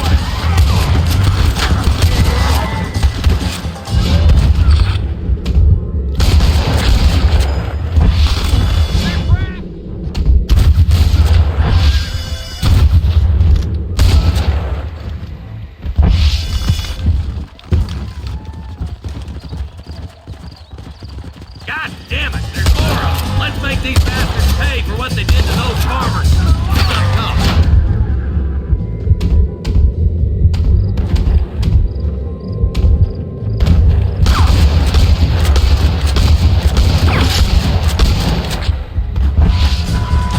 Too late to talk about things! Well, I guess that's that. Hey, look what I got here. There's something that you're still breathing. Come here, boy. Come on, Bessie, give. Oh. Norman Deek. Fuck! Nice to see you again, buddy. Thanks for your help, John. Norman here is gonna help us get to Bill. Ain't you, Norman? Thank you, Mr. Deek. Mighty kind. Fuck you! Hog time. Let's get him to jail.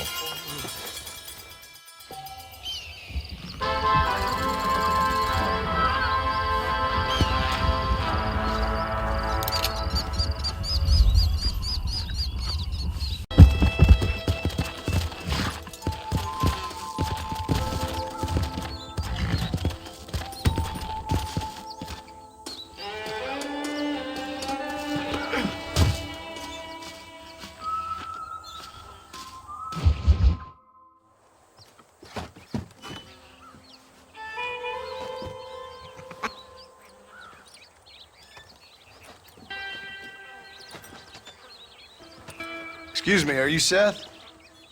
Who are you? I'm a friend of Mr. Wes Dickens. My name's Marston. John Marston. Goodbye, John Marston. It's been a great pleasure. I need your help, Seth. We need your help. Me and Mr. Wes Dickens. Let me be frank for 1 second, partner. I hate people. It was people who got me in this mess in the first place. What mess? Look at me. Look, scrambling around, looking for maps, half insane. I ain't washed in 6 months. My hair falling out, my mind's going. What happened? What happened? My partner. He stole half my map. I never would have done that to him. Never. Look at me. Who did this to you? My partner. My boy, my man. Moses Forth. I don't have the facility to tell you what I would have done for that man. And what I would do to him now. Why? Because he stole half my goddamn map. And what map's that, then? The map, partner. The map that tells me where it is. Where what is, friend? I ain't telling you that. I ain't. Don't make me tell, partner. It's mine. It's mine, all mine. Sure. And where's this Moses now?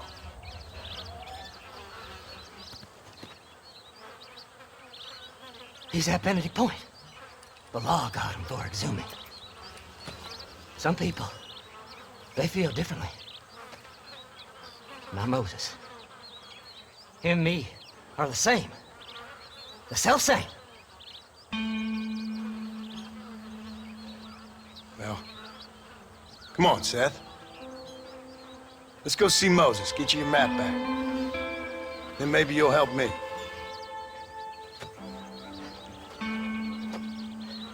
All right, partner. Let's go.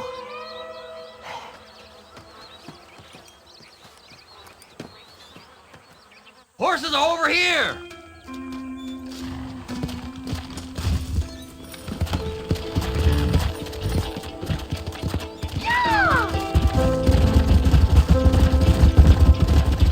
How can you sink that low? Digging up graves and looting from the dead. Ha, hypocrites! The whole damn lot of you. Are you saying it's better to steal from the living? They're corpses. They don't care none. These people have been laid to rest. You don't know nothing. I talk to them long after they've been forgotten by every other fellow. I tell them it's all right to be scared and alone. I embrace them when they're stinking and rotten. I met some sick bastards in my time, Seth. But you're special. Folk is cold and heartless all their lives. To me, they get warmer when they're actually cold and heartless. Surely that makes sense to even you. Not exactly, it don't. Are we really living anyway? Do you exist outside my mind? Maybe we're both having the same dream, and when we wake up, we'll die. I certainly seem to be in some kind of nightmare. Come on, come on!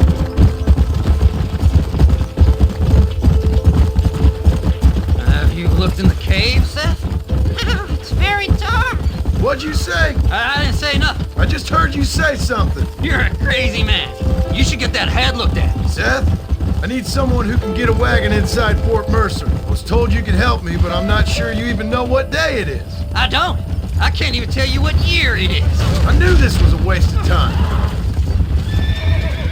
So, you want to go after Bill Williamson, do you? You know Bill? Oh, yes.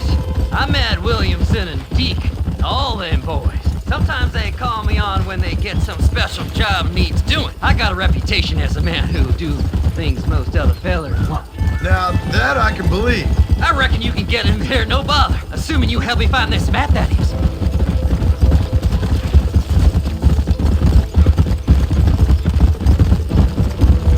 Faster!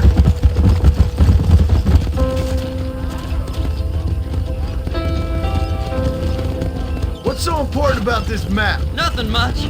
Just unimaginable riches and such like. A spark of hope that lit a raging fire I can't put out. I thought as much. Another treasure hunter losing everything in the search for nothing. Oh, I lost it all, partner. My wife, my children, my business. Good riddance to them all. I don't eat, I don't sleep, I don't wash, and I don't care. I know. I can smell you from here. It used to be about the money, but now, I don't know who I am no more. I see myself, but it's like I'm looking at somebody else. Only it's me, you know? Maybe it's time you moved on. No way I can stop now. It's taking me over. There's no difference between night and day, just darkness. I want to see the sunshine again. I've seen some candidates for Bedlam in my time, but you might just win the prize straitjacket.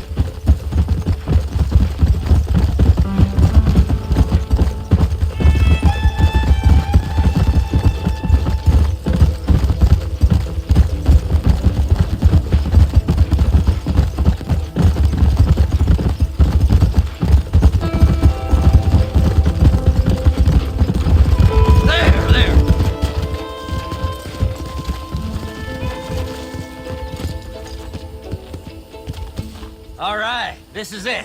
Let's stop here a moment and come up with a plan. As far as I know, Moses is being held in that shack. There's a couple of deputies keeping guard outside. Can you distract him so I can sneak in for a quick parlay with that son of a bitch? I'm sure I can think of something.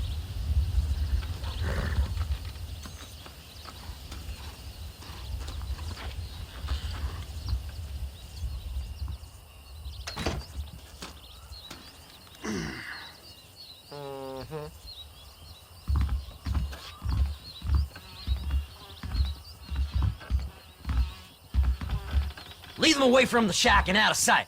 Somewhere out past that hill.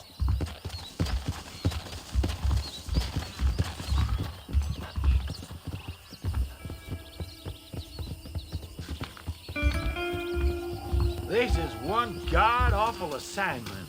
I know. This place is deader than a side of bacon. Don't you lay a finger on them horses, mister. Them's our horses, you rat bastard!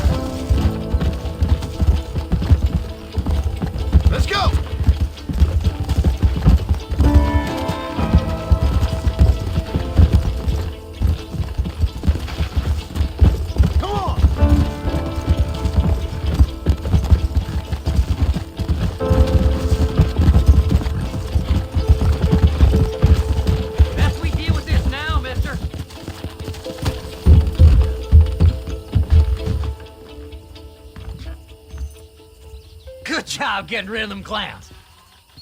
Now keep an eye out in case they come back. Moses? Oh, Moses! You got a visitor! Oh my God, Seth. They arrested me. It weren't my fault. Ah! Get the hell away from me! Get that slippery bastard! I need him alive, though! What's this got to do with you?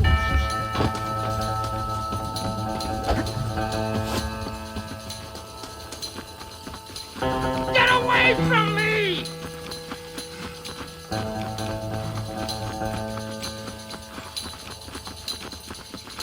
You ain't the damn law!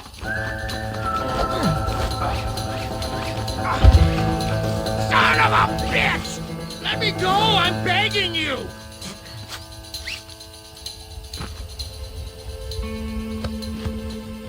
You son of a bitch, let me go!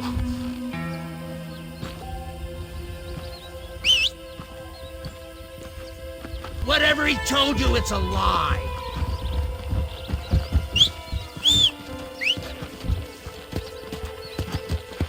Who do you think you are, mister?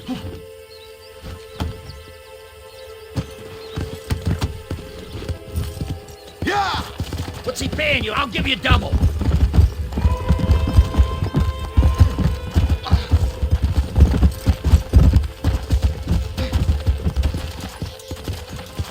You just wait till I get loose, mister.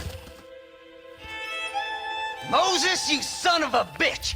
Where's my damn map? Damn you, Seth! Damn you, Seth! You've always been a twisty little freak. I ain't telling you shit. Ah! Then I'm gonna cut you up piece by piece. Till you find your tongue. Friend, this man's gone crazy in the sun. I suggest you take my advice and start talking. Shut up, Marston! I want to cut into a bona fide man's flesh. Ain't never cut into a live one before. Oddfellow's Rest. It's in Oddfellow's Rest. Get away from me once and for all. Well, ain't that a damn shame? I was starting to enjoy myself. I think you gone pissed yourself, Moses. Those deputies went and put a bounty on your head. Best we clear it now. Don't need the law on our backs. I don't have no money, but I got me a pardon letter. Here, take it. You earned it for helping me with the Moses. Come on. We can pay it off in the telegraph office. Hurry up. I need to go find that map.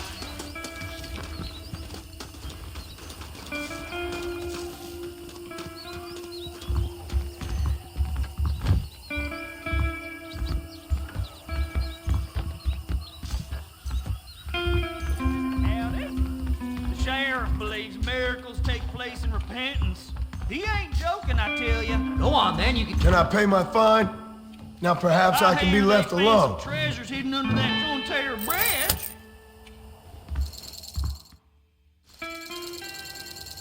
So, mister, thanks for your help. Don't worry yourself with thanks, Seth. Just help me when I come asking. No problem, mister.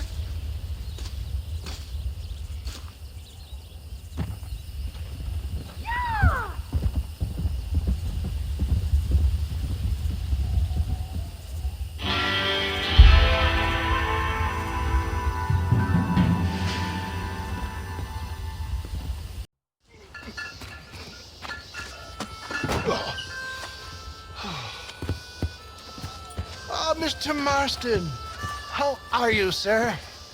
I'm all right. I met up with your friend, Seth. Oh, Seth of the Dead. Yes, interesting fellow. You don't meet many men these days with the moral fortitude to cut straight to the chase like that, do you? Thankfully not, Mr. West Dickens. Yes, contemporary society is remarkably harsh on professional exhumers. But did you know that in ancient Egypt, it was an art form valued more highly than literature? I believe Seth comes from that school of thought. How very interesting. Look, you thought any more about our plan? Your plan, dear boy, your plan. I am merely the help, not mercifully the arbiter of wisdom. What you are, dear boy, is the man whose life I've saved twice now. A man who sells lies and deceit to unwitting people. A man who, if he doesn't help me, I won't think twice about putting a bullet through his skull, feeding to the vultures myself. You see, Mr. Marston, you have the exterior of a violent man, but the soul of an angel, and that is what I think I cherish most about you. That's what I thought. But before we can attend to your particular problems, we need some extra lubricant to oil the machinery of business. And this being America, that lubricant with which we concern ourselves is money. Money? What are you talking about? Oh, we need weapons. Armor plate for the wagon, extra hands, and I need some danger money. So, let's sell some more of these cures. Sell cures? Around here? Do you want to see me lynched? Oh, no. The sport of kings. Racing, my friend. The sport of kings. A noble activity without reproach. Exactly the kind of activity where a lying, cheating degenerate like myself can prosper. But come, let's finish the loading and we'll discuss it as we drive.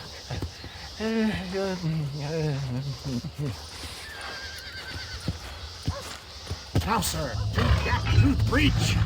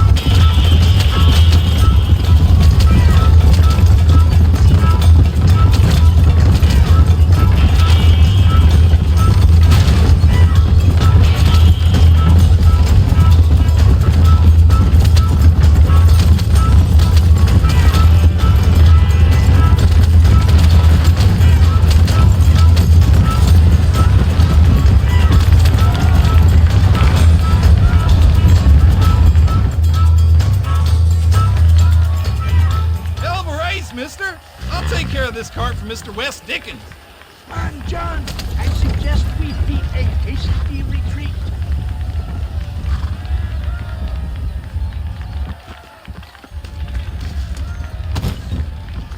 Right, best remove ourselves from the stage before somebody decides they want their money back. Fine by me.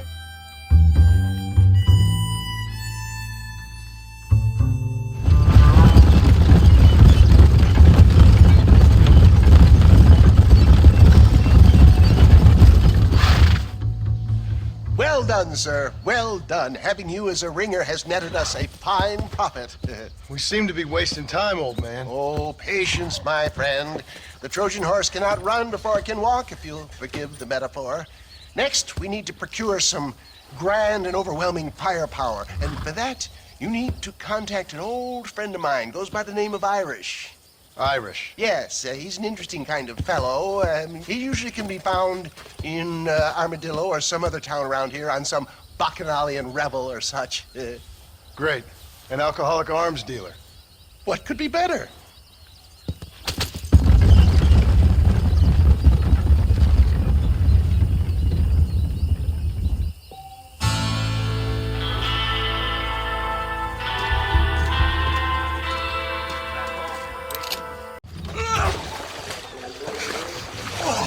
Yes, boyo, you messed up properly this time, didn't you? You little paddy bastard! You thieving McCunt! You got it all wrong, Welsh. All wrong. It was French, I promise. He said he was going to rip you off.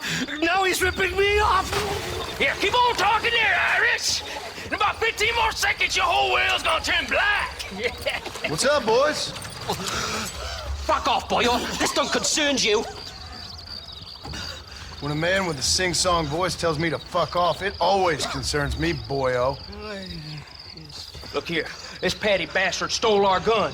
Tried to steal our horses. Law's clear on the matter. I never stole nothing, sir. Never did. Not in all my life. That French cunt is playing with the Welshman's tiny and ineffective mind. Hush your mouth. Anyway, you all got horses now. No one needs to die. Leave them be. Who do you think you are, boyo? The bloody cavalry? Your voice is really starting to get on my nerves, boyo. And you're getting on my nerves. Yeah. You reckon that fool Irish is worth dying for? You bastard! Get back here, you hawk-faced pansy! Bog-trotting yokel. Who the hell do you think you are? Irish didn't tell me he had a sweetheart. All you gotta do is pull the trigger, mister. You're about to have a third eye home, mister. Let's see what you got. Guess we ain't pending no more. The French never won a fight in their bloody lives. Mr. Nigel West Dickens said you'd help me locate a machine gun. And since I just saved your life... I can't thank you enough for taking care of those two degenerates. Untrustworthy, poor in personal hygiene, lacking in the finer qualities of a gentleman.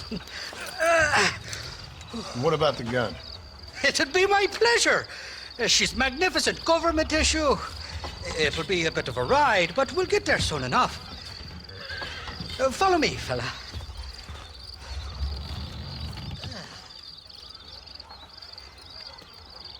Let's get this over with. The saloon's calling me. This is turning into a hell of a day. Come on!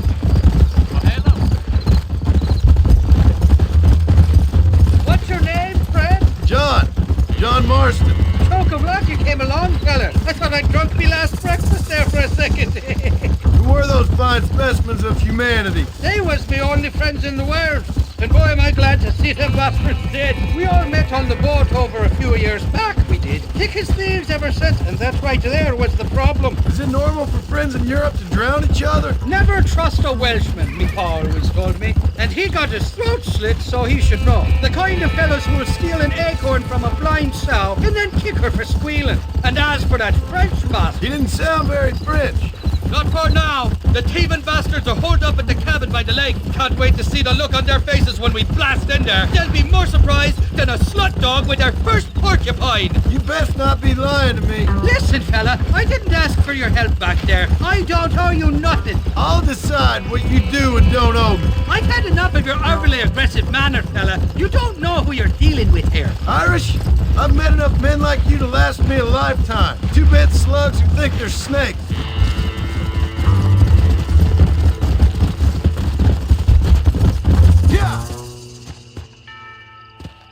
You can make quick work of those fellas if they give you trouble. The gun's stored just inside that shack. What about you helping me out? I'll cover you from the ridge. I'm better from long range. It'll be a piece of cake, fella. Trust me.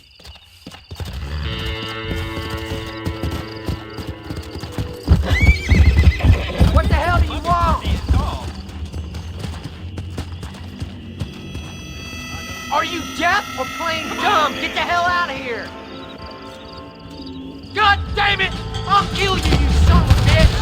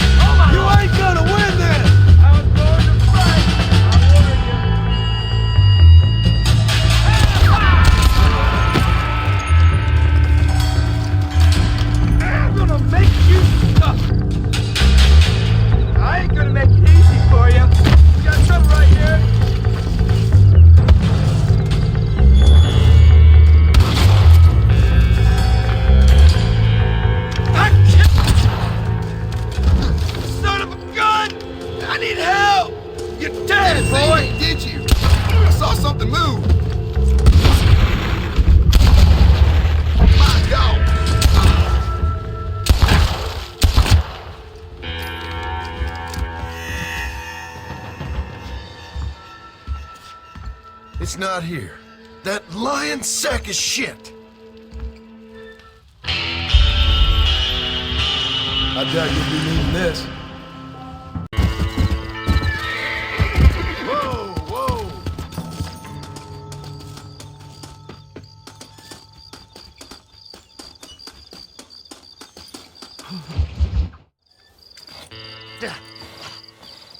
Seth. Hey, John. Hey, partner. Get what you need? Ready to help me? Not quite. Not quite ready. You see, I wasted a bunch of time looking for that last bit of map. And I got to thinking, Moses was a liar. And I imagined myself doing all kinds of unpleasant things to his corpse.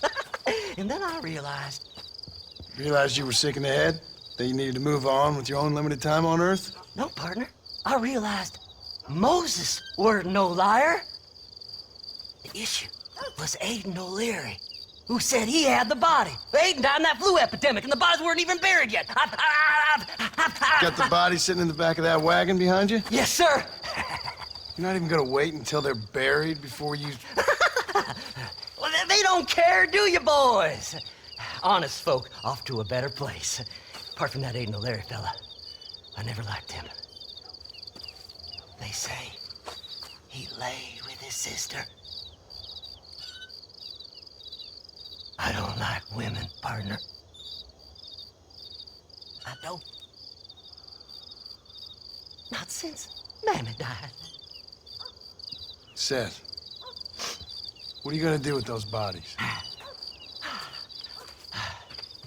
I'm gonna take them back to a nice quiet spot and look for the map. I needs the map, partner. I needs it. Come on! Loitering with the pile of dead bodies ain't exactly the best idea. All right, I know a secluded spot where we can search these sleeping beauties.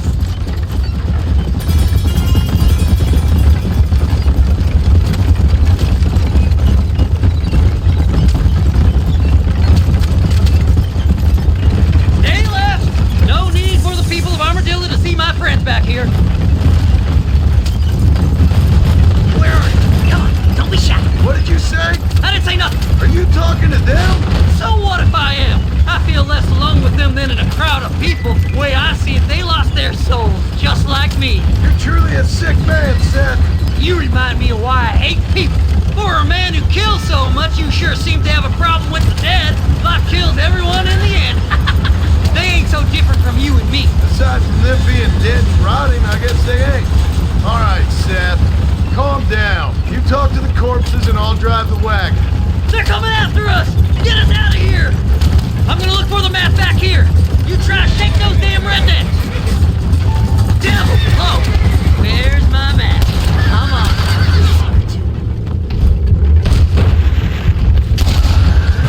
Come on, let's get this wagon moving! Oh my! Oh my! This looks wicked. No point weighing down the wagon now, is there? Ooh! I got fits falling off of this one. See, we're one big happy family. Woo! Ooh, a bottle of elixir. Thank you, my friend.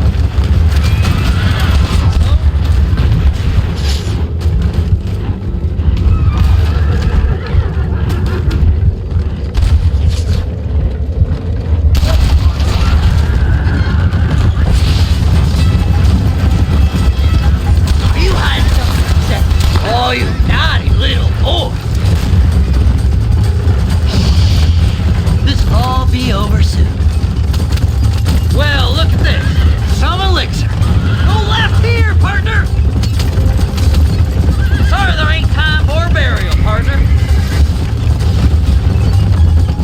Come on now. Play nice, my lovely. This won't take long. Go left up here. Woo! Somebody needs a new cologne.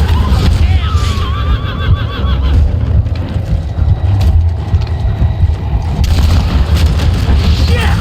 Here it is. I got the map, mister! I got it! I got it! I got a beat on you! Looks like the church is tumbleweed. That's where I was headed. Keep going. We're almost there. Who's got a kiss for Seth? We're sitting ducks. Let's go! Work them horses!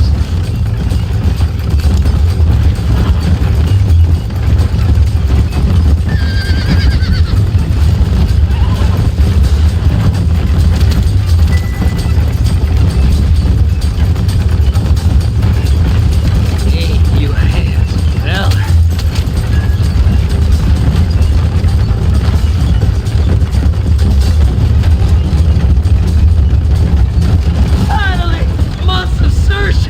I'm gonna be rich beyond my wildest dreams. Maybe then you can take her back. Thanks, mister. I reckon I'll sit here a while trying to figure this out. I'm gonna be rich. When you're done with that, get over to Fort Mercer. I need you inside that place. After I find my treasure, mister.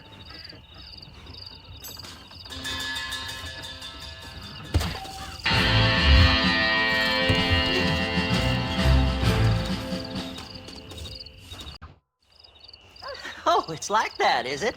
Huh? Not talking to Seth today? Oh, the old silent treatment. Oh, whoa, whoo-hoo. That's quite a stimulus. Hey, Seth. Seth, come back here. Oh, hey, partner. I was just looking for you. Looking for me? What? Over there? How you doing? I'm good. Well, see you later, partner.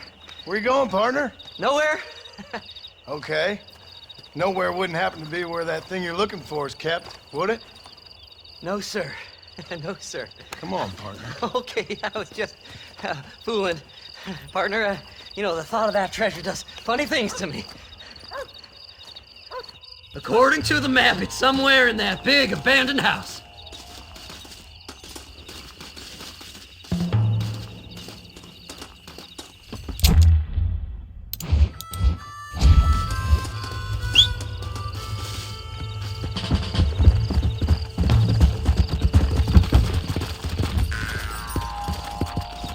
Yeah!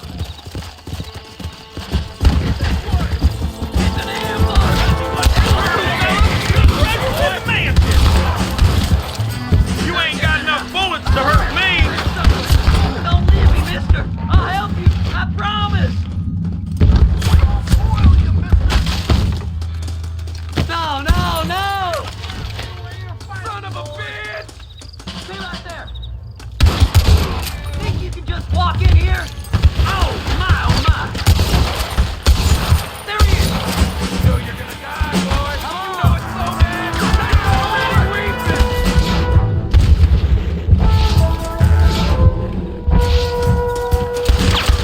Oh, like a bitter.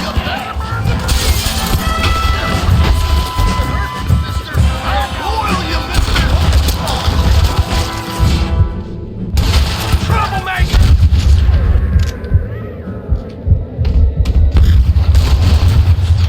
Well, that sure worked!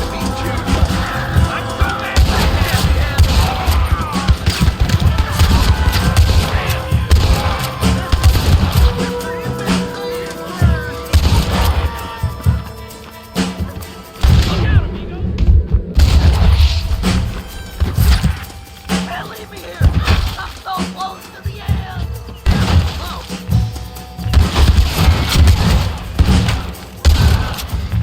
Just walk away!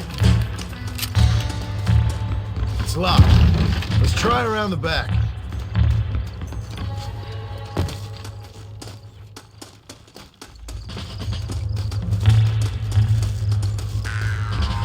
We're in luck. Pandemonium!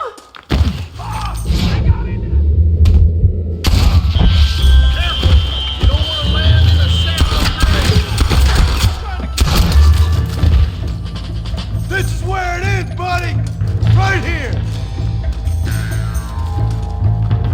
You'll never find it!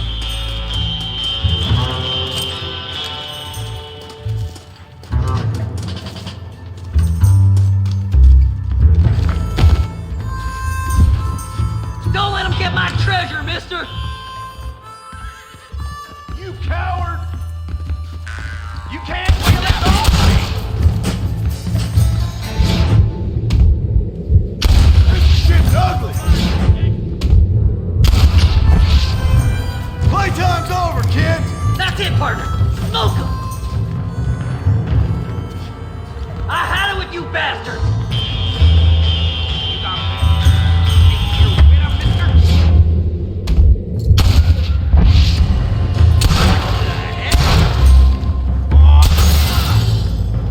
Follow me! I did all the work! Me!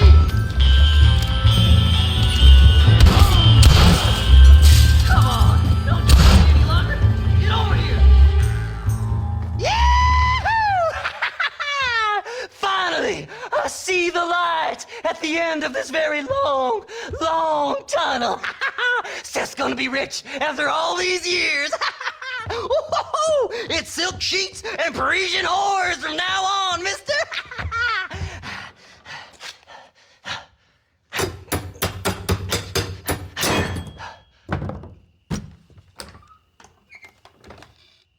What the goddamn hell is this? A glass eye? I'm sure whoever that belonged to treasured it very much. Stupid liars! Those stupid chicken shit maps! Making a damn fool of me. A glass eye! It's a glass eye! Stop with the tears and help me with Williamson's gang. And you can come up with another excuse to go exhume one of your old friends.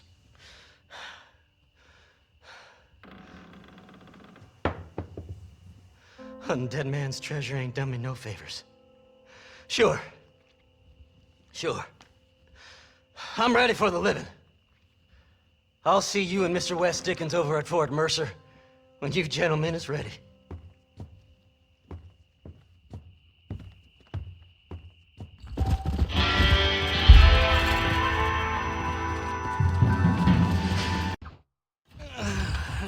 Mighty fine car set you got there, young lady. I got you. Let hungry Irish honey. Tied and string. Where are you? Oh, who do you want? I see you. Get away from me. Right here. Where's that machine gun, Irish? Oh, Mr. Marston. I found you one.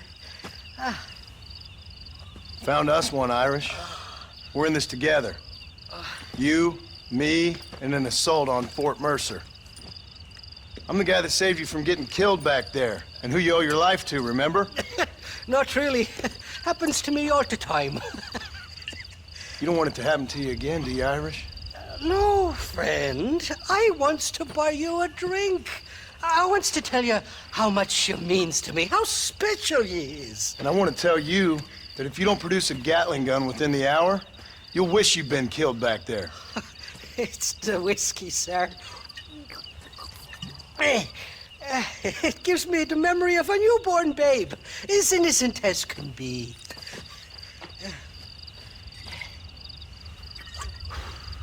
And it makes me violently angry. Shall we go look for that gun, sir? Yes. Let's do that. Not a feller to give up easily, are you?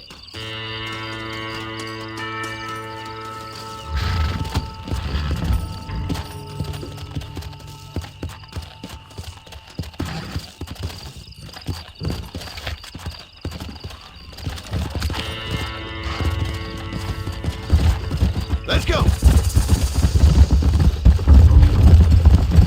I love me faithless Flora, the lily of the West. You're not gonna pass out on me, are you, Irish?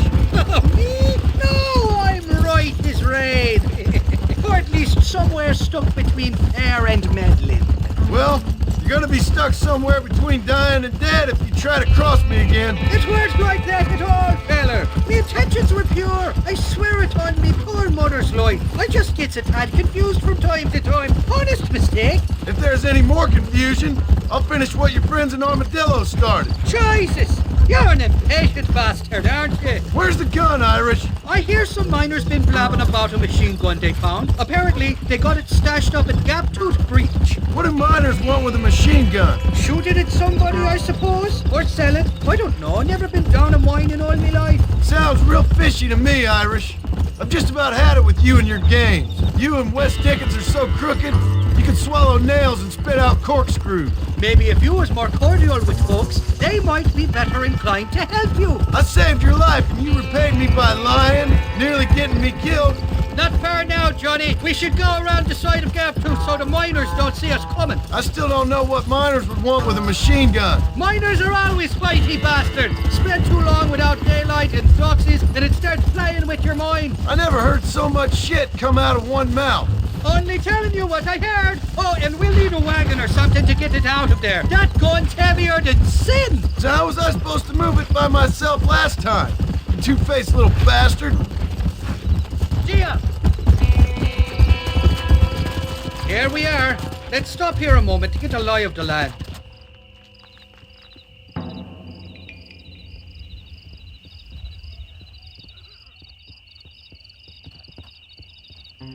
The entrance is plain to see, and there's a shaft them bastards used to haul out heavy ore. You, can use that lift to get you and the gun to the surface. I do it all myself, but the mines play havoc with me sinuses. I'll find us a fine place to hide these horses, and then return with a borrowed flat wagon. I'll meet you at the mouth of the mine shaft. And Irish, I strongly advise you don't run off this time.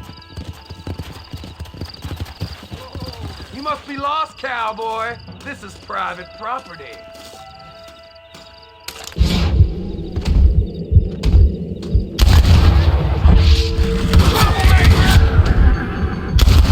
I'm not sure what. It's you and me, friend. I need to get out of here.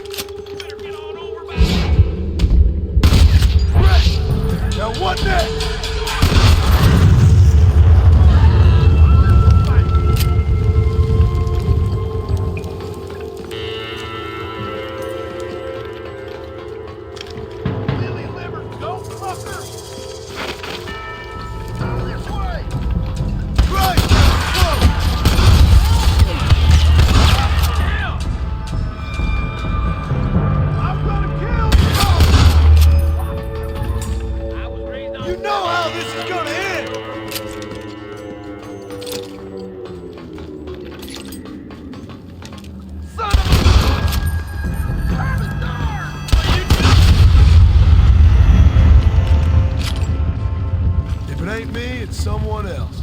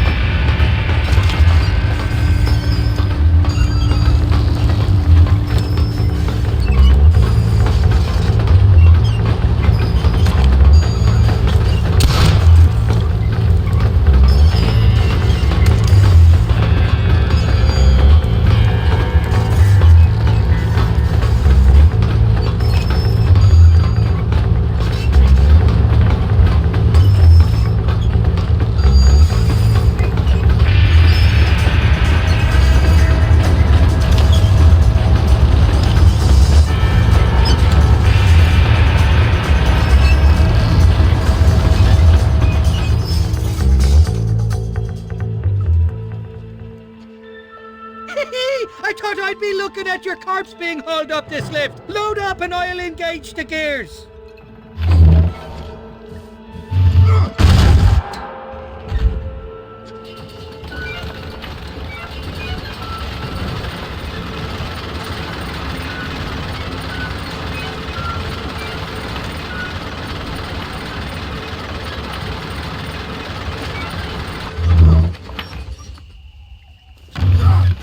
Oh, there she is. What a beautiful weapon. God's own gun. Ain't that the truth? I got us a borrowed flatbed parked down below. Don't let go of her. She's a beast.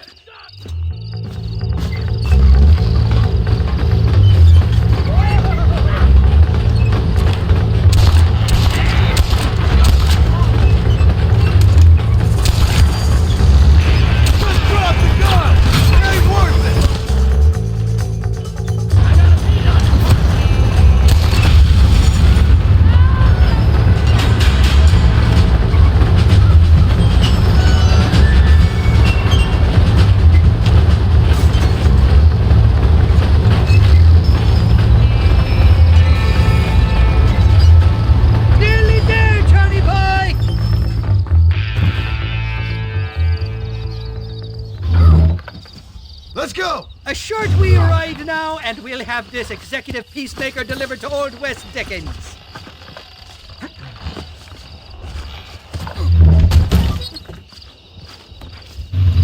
Just make sure it doesn't fall off on the way.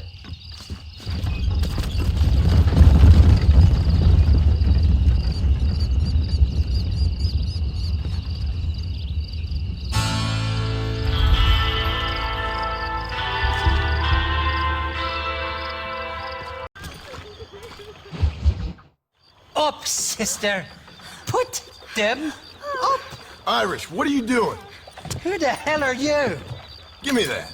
I'm your old friend Amnesia. Oh, good blimey. And I've come to tell you, if you ever pretend to forget my name or your debt to me again, I'll make sure you reach heaven before these two ladies. Now get down there. Oh, Mr. Marston. How are you?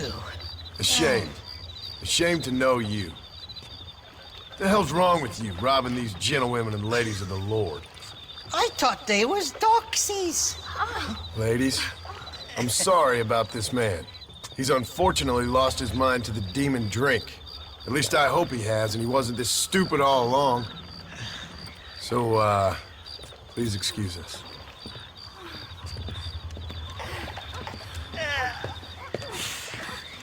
Now, Irish, that Gatling gun doesn't work.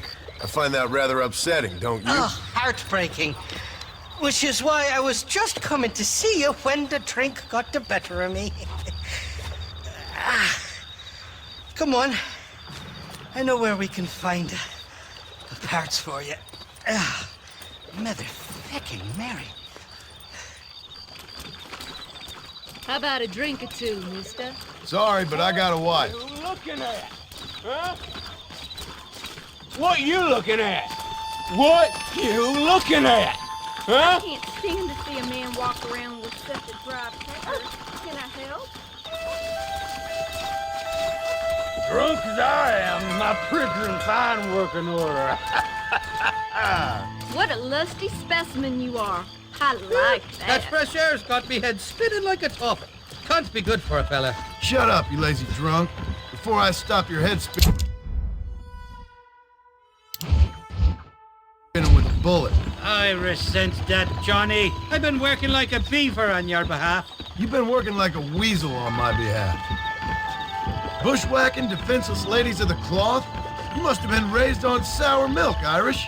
What are you talking about? I'm a good Catholic boy. You're a booze-blind coward.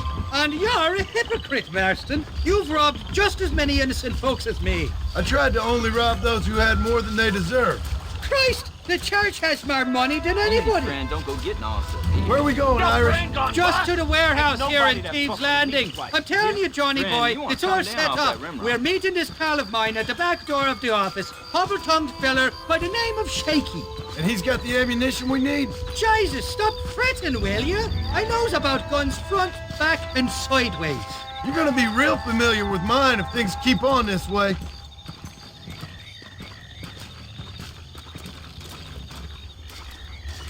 All right, we're here.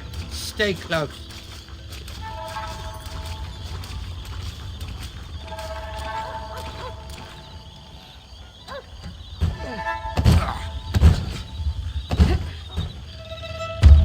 Damn it! That stuttering bastard said this would be open. Come on, let's see if we can get in around the back. I'm beginning to lose my patience.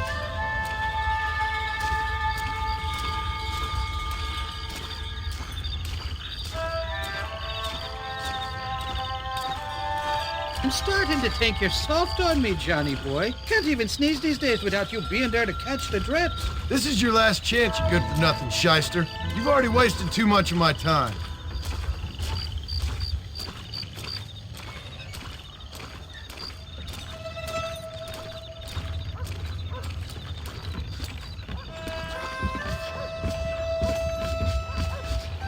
All right, we should be able to get in here. Stick with me and keep quiet.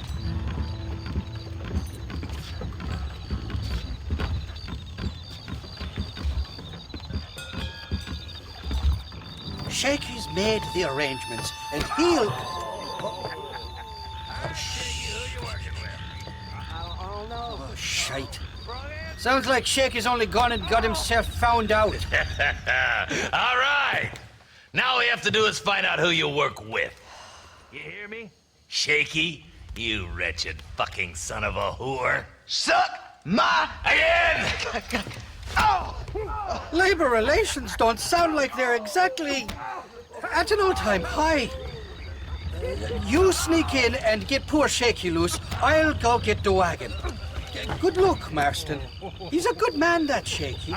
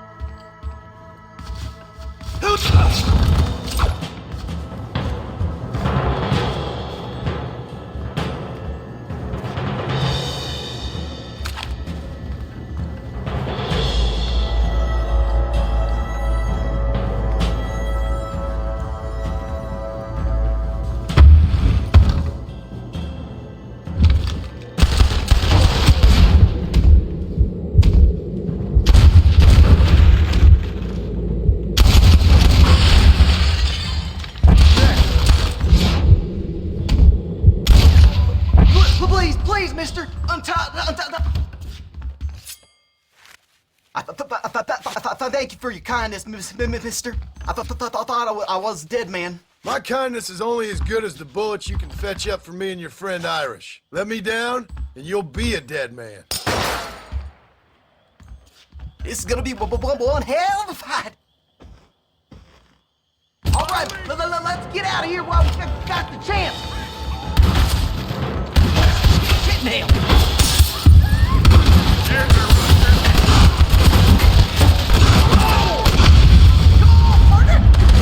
Finish these sons of bitches!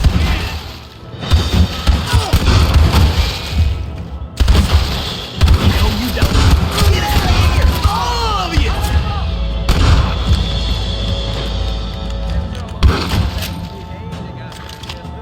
Oh my God! Nobody puts their hands on shit! Run away, and maybe I won't kill you! There's only two of us! Before the door! Follow me! Go on! You open the door! I'll come!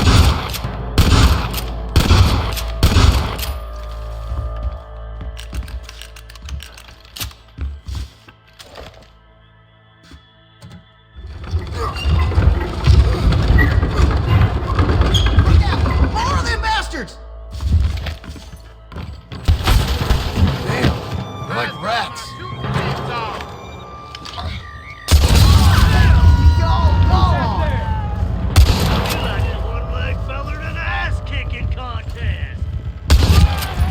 on now! Stop that! I'm gonna kill you, then rob you. What the fuck?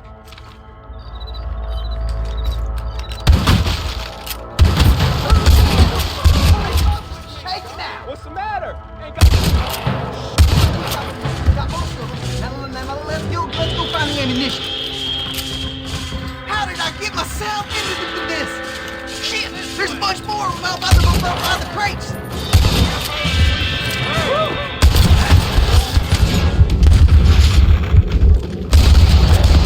Not bad. I'll be seeing you in hell, my friend. You got anything interesting, friend?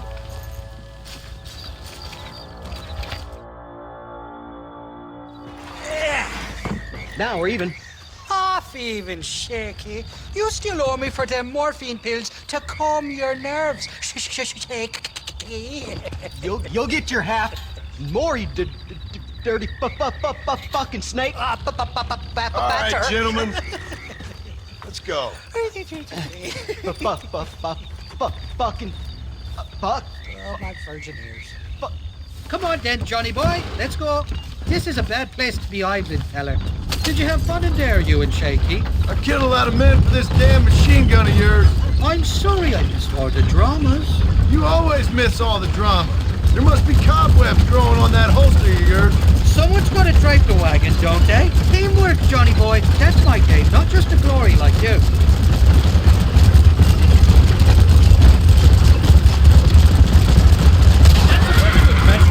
That's right! They're coming after us!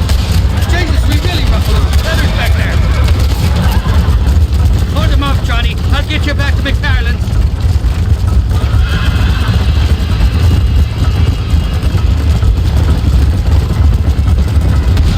So close. I'm getting good at this. Right,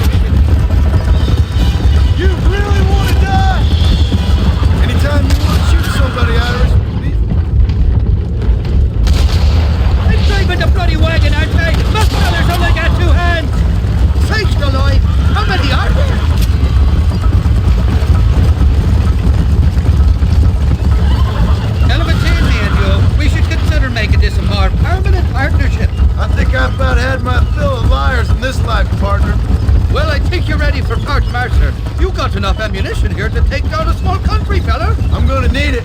Bill Williamson's got himself an army. So I guess this is where we part ways, Johnny Marston. Or maybe not, friend. You're gonna be right alongside me when I take on that fort. After all you put me through, it's time you pull the damn trigger for once. Show me what a big, bad killer you really are. Yes, of course. What am I thinking? Don't worry, you can count on me. I just hope I don't steal all your glory. Wouldn't be right or proper. Impressive, Marston. We'll have West Dickens's wagon rigged and ready to go soon enough.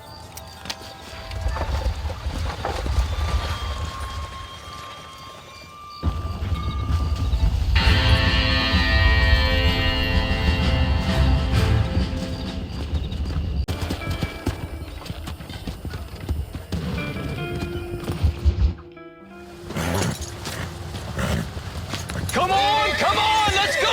Get him in there! Come on, come on! Amos! Hey, miss. I got most of the horses secure and the chicken. Well, thank you, Amos, but it's the herd I'm worried about. I know, they're scattered all over the valley and beyond. The weather is coming in real fast. So what do you suggest, Amos? We leave the herd out there to be scattered by the storm and ourselves left here to die without a livelihood? Can I help? No, miss. If the men get caught out in that storm, they're gonna die. And if we lose our herd, we'll all die, you stupid man. Doesn't sound like we're left with much of a choice then. Come on, Amos. Round up your men. Let's get the herd. Dang.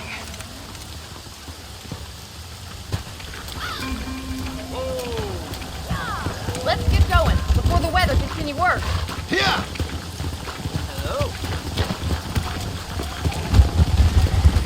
Come on!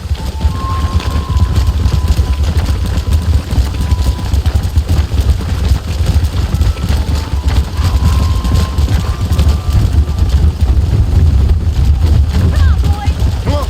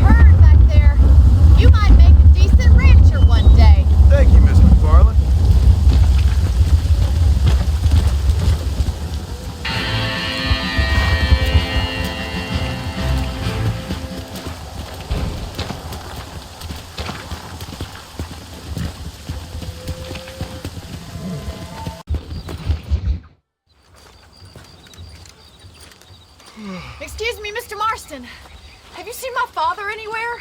No. He went out this morning to ride the land and was supposed to be back hours ago. I don't know.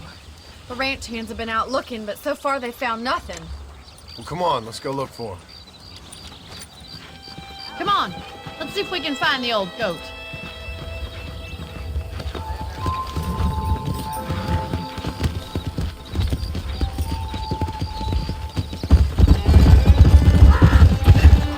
I've got a bad feeling about this.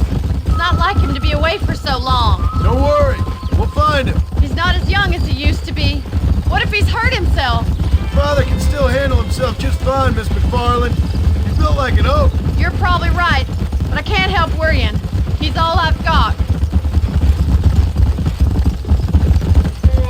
Don't you have any brothers or sisters, Miss McFarland? I had 6 brothers, but 5 of them died, either from sickness or foolish choices. And the other one? He left for the east and never came back. It's a bad idea to split up right now. He's a high and mighty banker in New York, according to his last letter. He should be here, helping you and your pa. I don't want his help. He can live his life any way he wants. But when I see those city fellers coming in on the railway, all dressed up like a sore toe, I fear a little for his soul. He switched his saddle for a tie, and that's fine. I just never met a man in a tie I could trust. Look, I think I see someone. Come on, boy. Daddy! What happened? Nothing nice. Rustlers, I guess. Maybe the Bollard twins, that bunch. Now you head back to the ranch right now, fetch the wagon. Yes, sir. Marston, you watch after her. I'll do that, sir. Yeah. Hey! Easy now. What could have happened to those poor men? And their horses were dead Hold up too. now. Please stay close. I think we should get back there as soon as we can. Who could have done something like that? Your boss seemed to have an idea who it was. Let's just do what he says and get the wagon. Giddy up! Those damn rustlers! I've got a good mind to head over to Pike's Basin myself. I don't think that's a good idea. And you're no better. How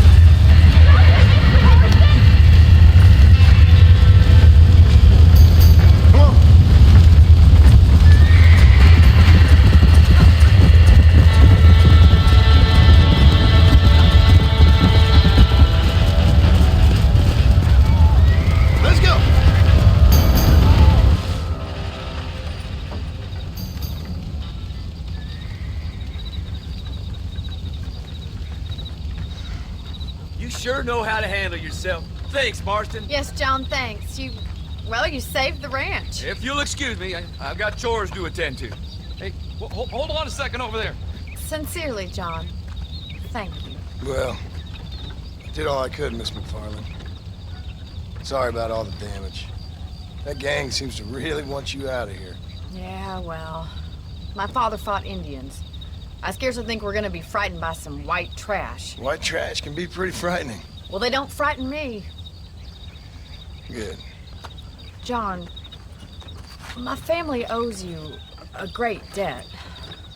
I think you got enough debt. You saved my life. All I ask of you is this. If I get back home and get my farm started back up, you'll sell me some cattle. I prefer doing business with people I know. Of course, Mr. Marston. It'd be my pleasure. Well, you get some rest. I've got to go see how my father's bearing up.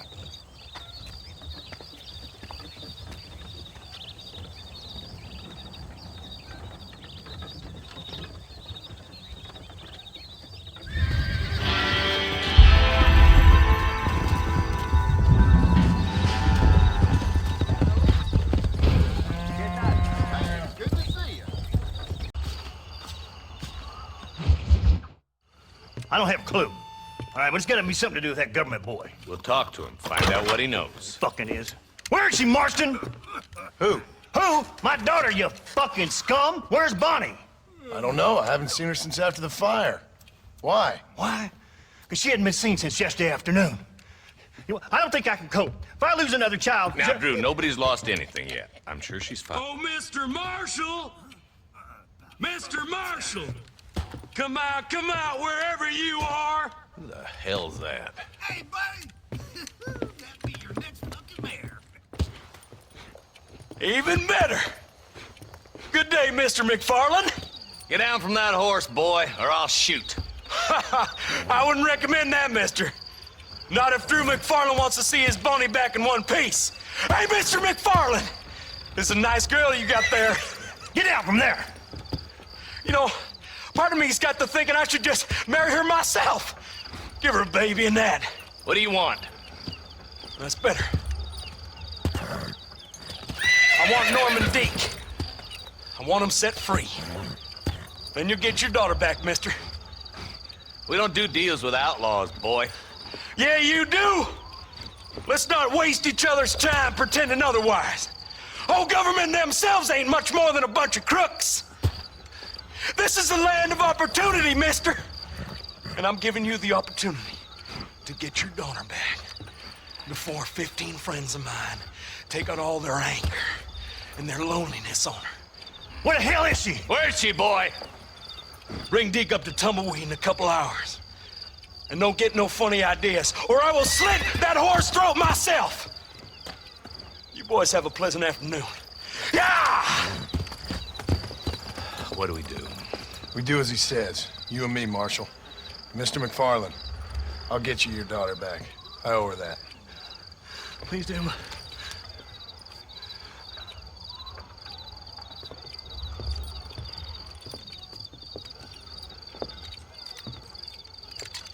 I'll teach you some respect for the law.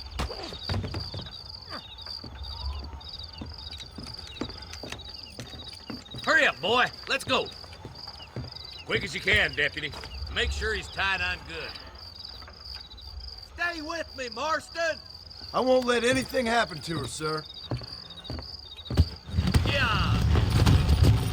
Come on, let's get this charmer to Tumbleweed. See, this is what happens when the Federals interfere in our affairs. Are you happy now? No, I ain't happy at all.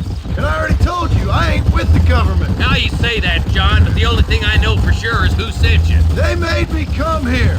They gave me no choice. That's your federal government, Mr. Johnson. They come down here dressed as cocky as the King of Diamonds, talking a lot of flannel about helping us, about spreading peace and civilization to the West, but they brought nothing but trouble and taxes. I agree with you. Wolves in cheap clothing, all of them. Rob you, then make you pay to have someone investigate the crime on your behalf. People around here have been fooled into feeling protected. when they're worse off than they were before. The fellas I know don't care about people. All they care about is lining their pockets. Why's this sorry son of a bitch so important to them? Norman Deeks Williamson's right-hand man. In other words, glorified errand boy. Wait, Marshal! I'll be back for you! Bill's standards have slipped. We already filled you with lead once, you ugly Deeks is the kind of man who's mean enough to be second in command, but too cowardly and stupid to ever be a leader. Don't ever use that line near your deputies. You know, for his sake, they'd best not have laid a finger on Miss McFarland. What is this place we're headed? Tumbleweed? A lonely, godforsaken place. Some people say it's haunted. It was quite a town back in its day. Then they built the railroad to Armadillo and went clean past Tumbleweed. And that was that. Pretty soon everybody had up and left. Now it's just thieves, smugglers, and bandits. Scum like Deke here. Oh, popular spot for lynchings, too. Let's try to avoid that if we can, Marshal. I just hope you're not taking advantage of the McFarlands, Marston. They saved my life. Gave me food and bed when they had no idea who I was. I owe them more than I can ever repay. That's just they've been through a lot. Well, they're both vulnerable in different ways. I wouldn't have been running in and out of a burning barn to save their horses otherwise. I know you helped, just like you helped me. But you got your reasons for doing it. It's no secret why I'm here, Marshal. I told you the very first time I walked into your office. I trust you. It's just all this business with Blackwater and Williamson and the past. I don't know. Sometimes it's hard not to have doubt. I understand. I never planned to be in the lawman business neither.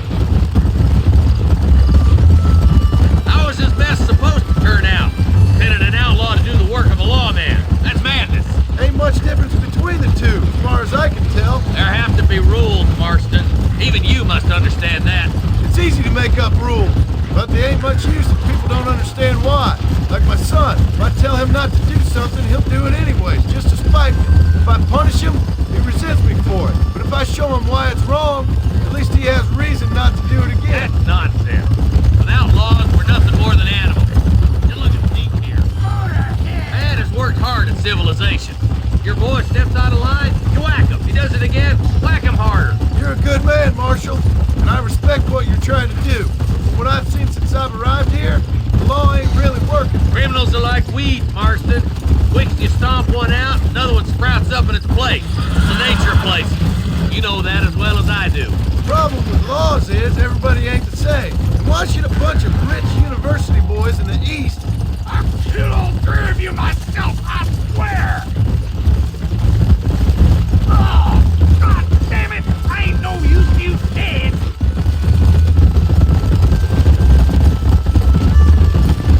Only a coward I've got to say! Come on! We need to get to Tumbleweed! Come on, boys! Over the bridge!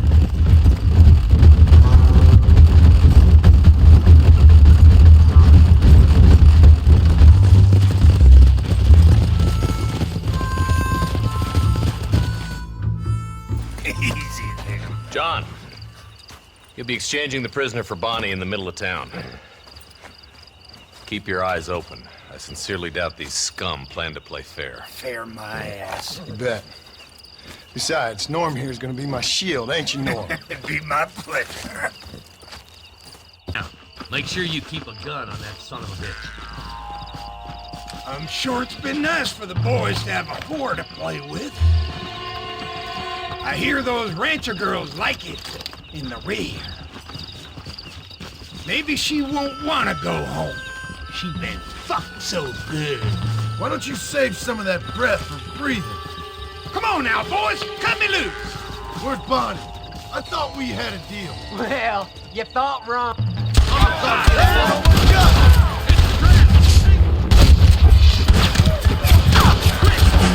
Bonnie!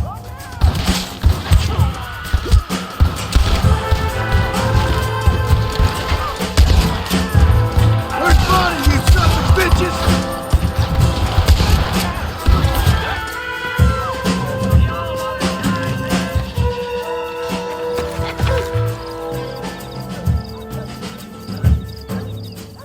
Cut that rope!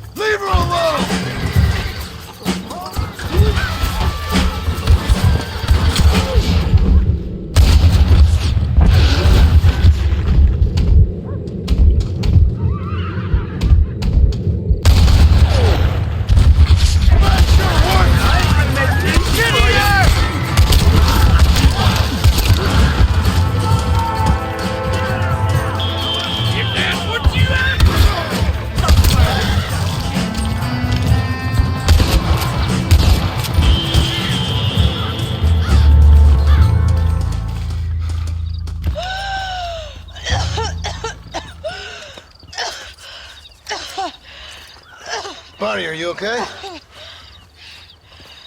I'm fine now, Mr. Marston. Thank you. Thank you. What the hell took you so long, you stupid man? Well, you weren't exactly helping me. If you think I'm gonna lower myself by making a joke about being all tied up, you got another thing coming. Come on.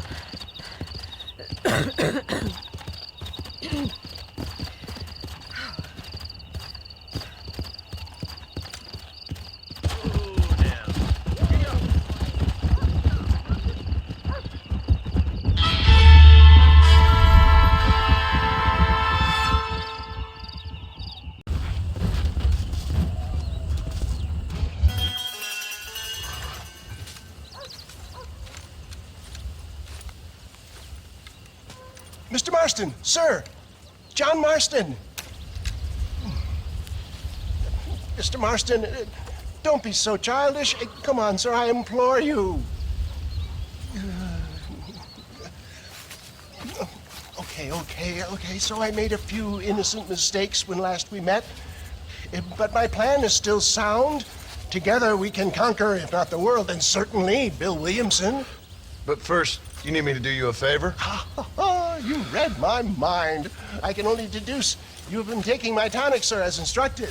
It can give the most ordinary of intelligences a remarkable insight. I'll give you insight. I'll show you what your guts look like. Please, sir, this show of petulance is nothing short of embarrassing. Think for a moment, sir. Think. I'm thinking about how much of my time you're wasting. Sir, I am about to do something which I greatly discourage in all wise and rational men. A selfless act for you. But, sir, before I act selflessly, allow me to act selfishly and sell some of my wares. Fair enough. Oh, good, sir. Come, and let's go visit some of our fine friends in the other oil business we have here in Plainview. These men need all the help they can get.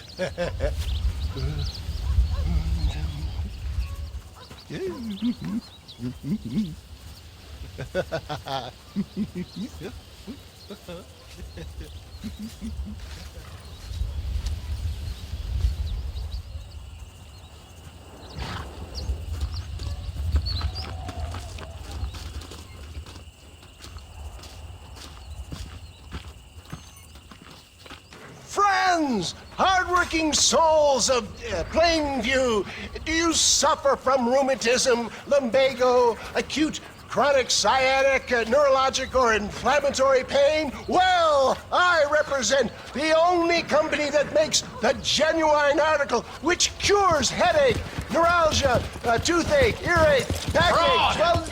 This man is a fucking charlatan. He just got done swindling us down at Cho Springs with this song and dance. I say we tar and feather him right now. I say we shoot the bastard. I think it's time we take our business elsewhere. I apologize if science is not your forte. Good day, one and all. Somebody get that beast back! Looks like we've been scuppered. Let's get out of here. I'll drive, you ride shotgun. For Christ's sakes, John, get out of the damn wagon! Unless you're on to worry about. Good job!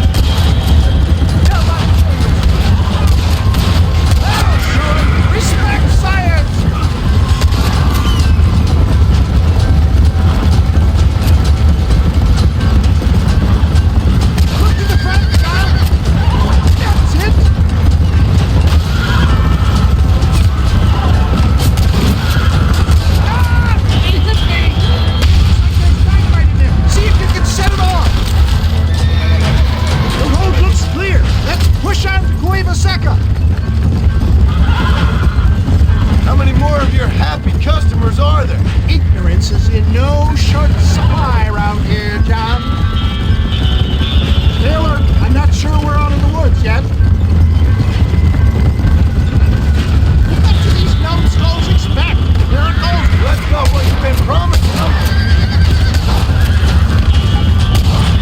I'm gonna die out here! For a man of the people, you sure ain't very popular. I am up against the weight of plebeian ignorance, my boy. Good shot! Maybe you need to think about a change of career. I will never give up on science, John. Yes, you got him!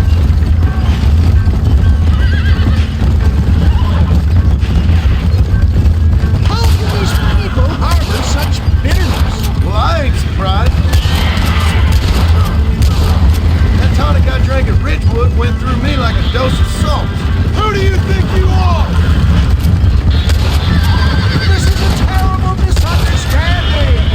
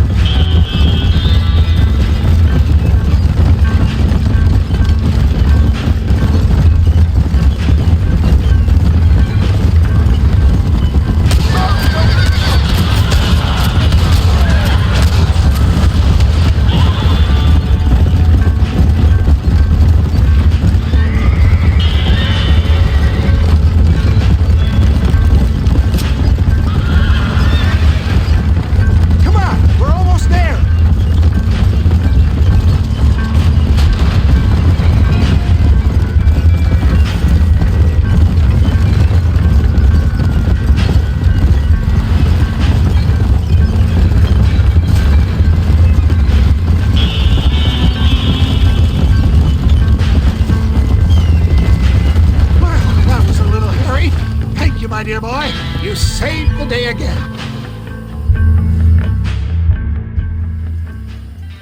It always impresses me with the speed with which a group of men can turn from passive sheep into murderous wolves. I'm impressed with how you nearly got us killed back there. Yes, perhaps we should shelve the tonics business for a period. Let's say we try our hand at racing again. There's a meet at Rathskeller. You're trying my patience, Mr. West Dickens. Well, I'm sorry, dear boy, but I'm only an aging vendor of exotic elixirs, not the bloody U.S. cavalry. And forgive me if matters take some time to prepare.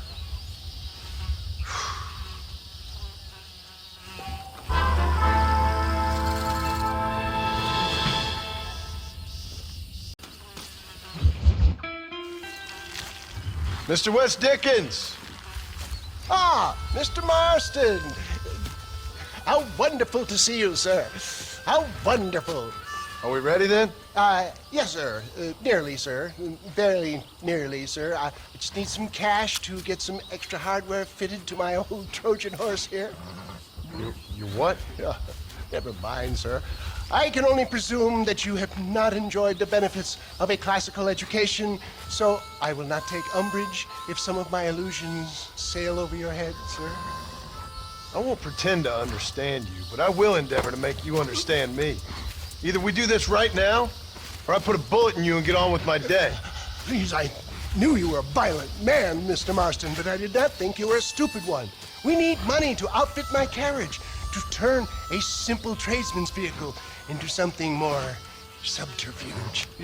And I'm about to tell you how we are going to gain said cash. Now, I know that you ride very well. So come, sir, to Rathskeller Fork.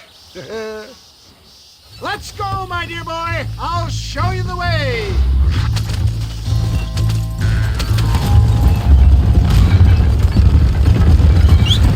So how are you, John? Okay, all things considered. Hopefully we can get through today without running into another army of your satisfied customers. Onwards and upwards! I refuse to let the blind stupidity of the proletariat derail my calling in life. Nothing blind about it. I'd say they saw right through you. Before knowledge comes doubt,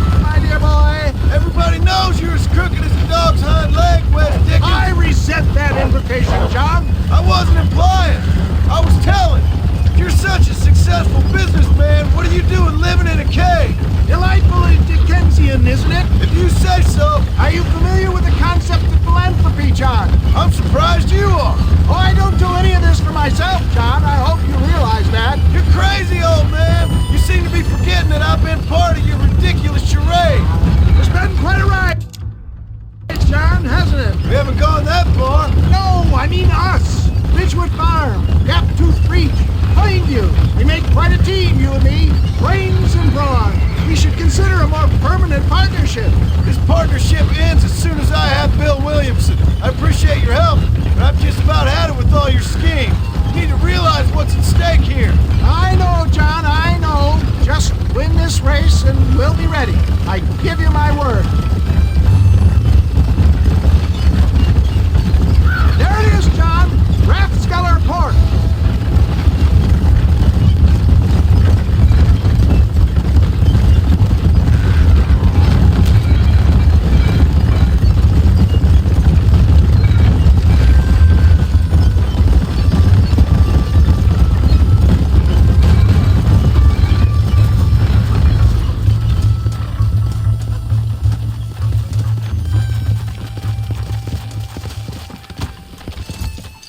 Come on.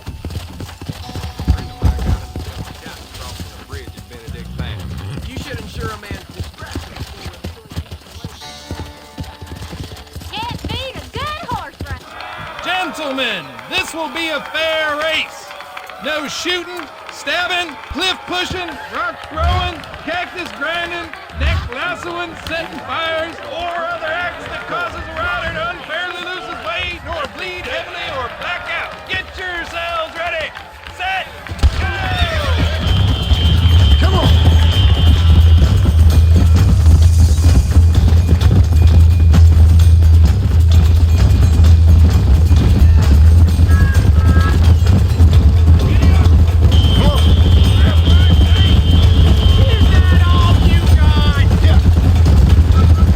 Come on!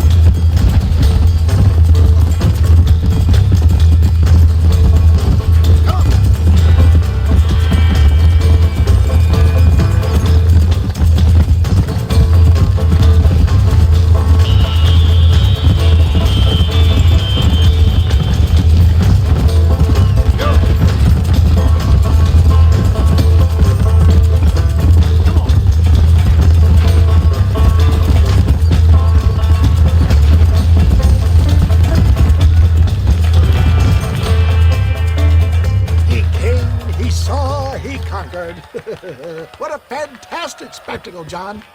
Let's take a moment to bask in the glory of our victory. Have we got enough money now? All right. Yes, once Seth and Irish have furnished their side of the bargain, I think we should be ready. Quite a team we've assembled, don't you think?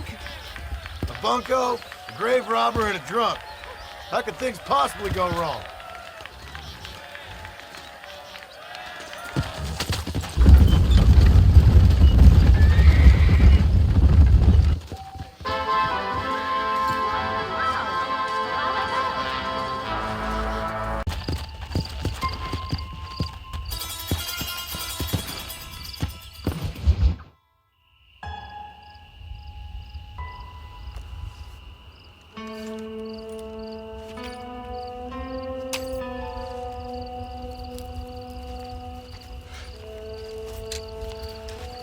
John? Marshal? Gentlemen!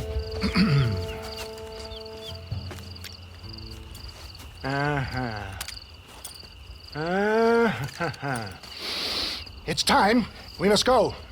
Why? What's happening? Seth has managed to get himself inside. But we can't leave it too long, or they will soon realize how very curious he is and remove him from the premises. Or slit his throat and watch him bleed to death. But for a minute, he will delight and amuse them. That's when he'll get us inside. Okay. Marshals of the law, when the shooting starts, take that as your cue to start awarding each other medals. Huh? I mean, take that as a cue to get inside and clean up the mess. Oh. All I care about is Williamson. It is vital we stop him. Agreed. That man is a stone-cold killer. Williamson's a proud fool. The question is which will win out between his pride and his instinct for survival.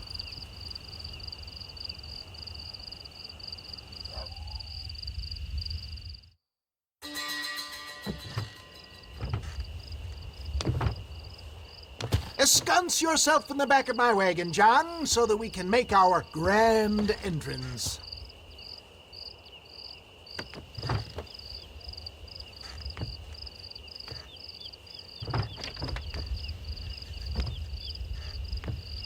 Come on, let's go!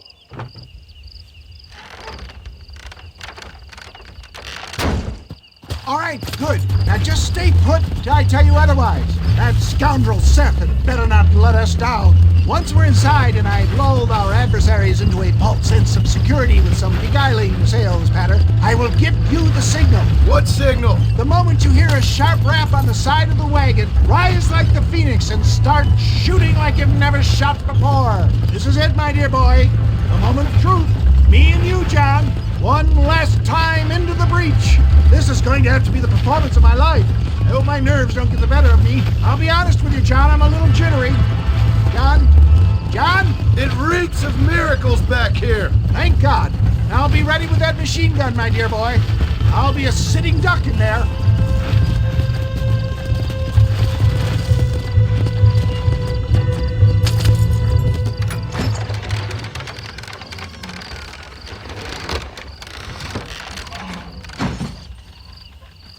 Hey there! Come on in! Come on in! Welcome to my humble abode! Come on! Yeah! Greetings, my good men. What would you say if I said immortality was at hand? What would you say if I told you I could teach you to fly? What would you say if I told you I could turn a man into a beautiful woman? Impossible, yes, once, but no more. Gentlemen, I bring you wisdom from the East. I have here in this wagon some of the finest goods, the best medicines, and the newest inventions available for you and your families. Exotic trinkets from the far reaches of the earth, elixirs that give vigor and strength. And for you men of physical skill and athletic physique, this miraculous elixir can keep the muscles supple and relax the cords. It loosens the joints and gives a feeling of vigor and freshness to the whole system. Why, some men have reported to me that after drinking it for 1 month, they can chew through steel. What the hell? It's a trap! Here we go! Now, John, now! You clearly don't like me much!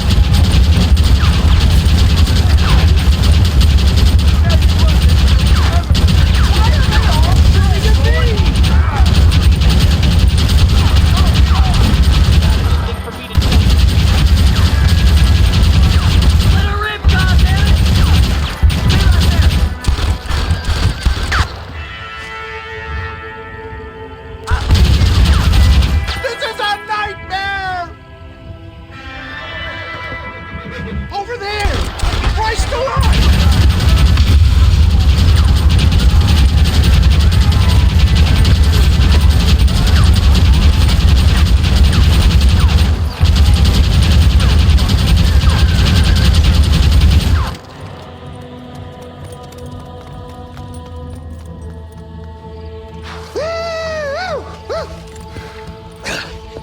Fucking dang pig! Them cock-sucking son bitches escaped the other side of the fort! All right, let's find those bastards!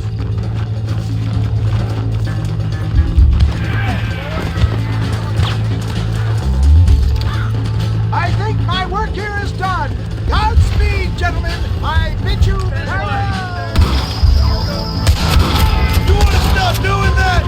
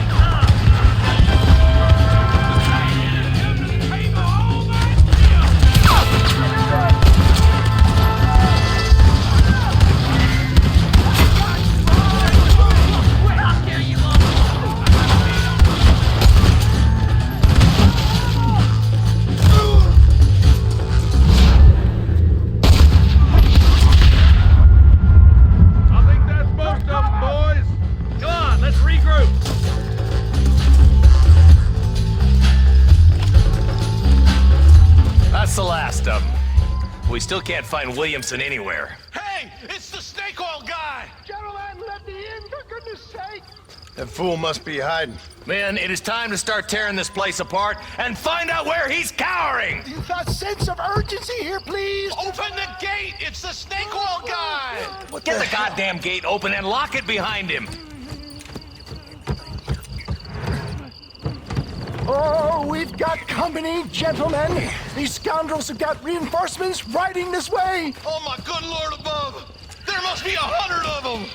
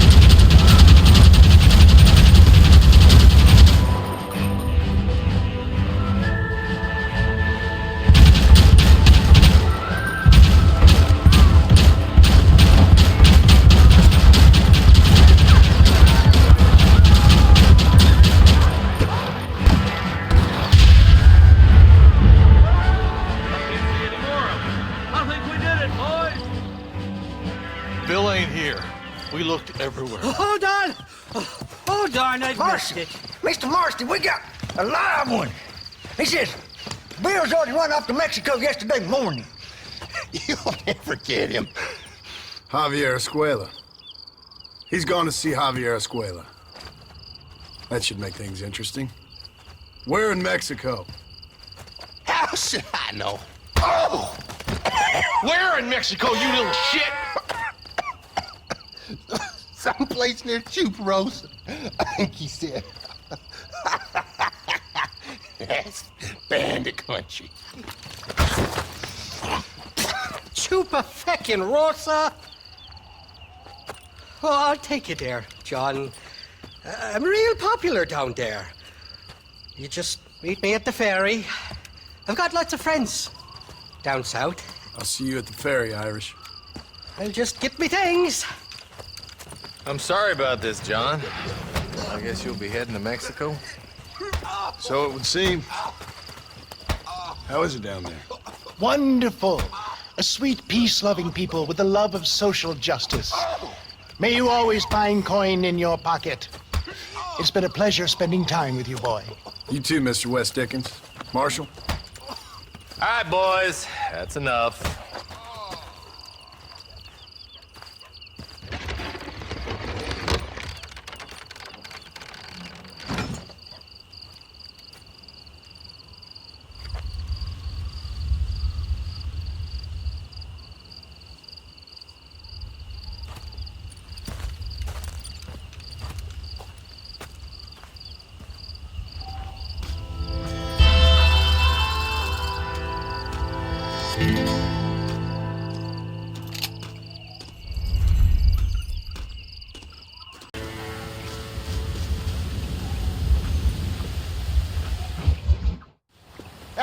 Yes, well, that's what makes you such an interesting fellow, Mr. Irish.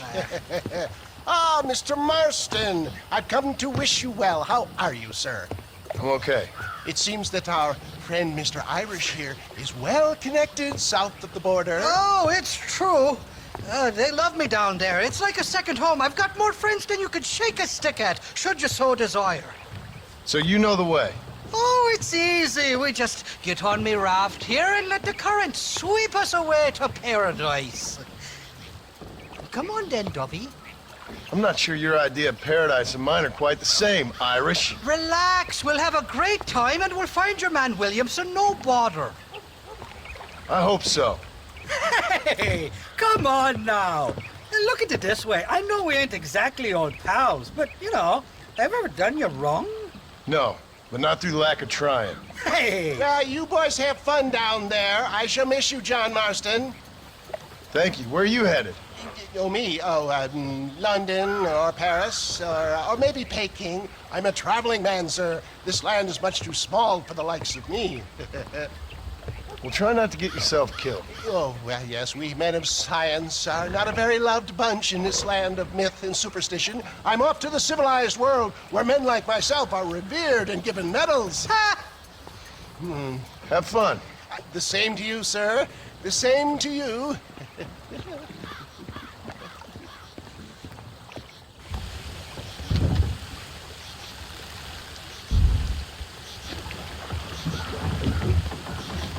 Nice of you to turn up for once, Irish. What do you mean? In usual fashion, you conveniently missed all the action at Fort Mercer. What can I say? I woke up with me head in a pair of tits, and it felt ill-mannered not to get reacquainted with him. At least you got your priorities straight. You know me, Johnny boy. I'll be late to me own funeral. They say God invented whiskey to stop the Irish from ruling the world. Shite, somebody doesn't like us. There's too many of them. Cut the rope. We'll drift downriver. Oh, my good lord.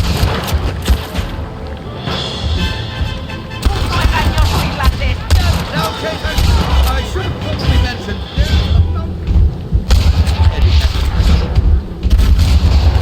All right, I'll beach this fort in tinderbox before you use these sons of bitches. Quick, grab that shooter at the back of the raft. Come on, in you. Let the hell down. I stashed some ammunition near the back of the raft.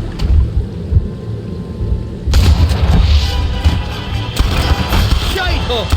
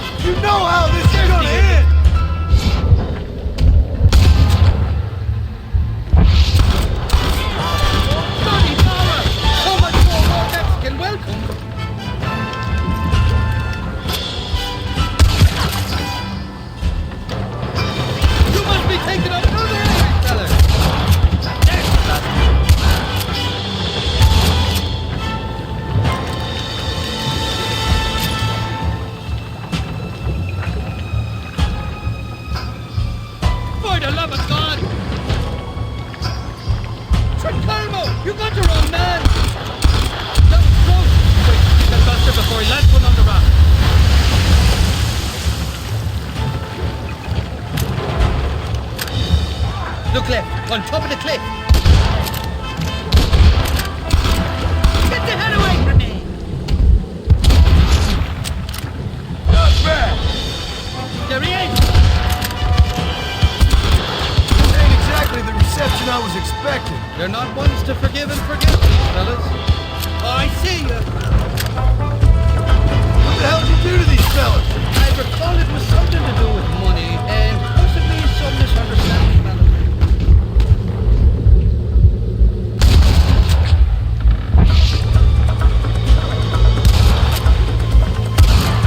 I want that money fair and square. And I'll be looking backwards.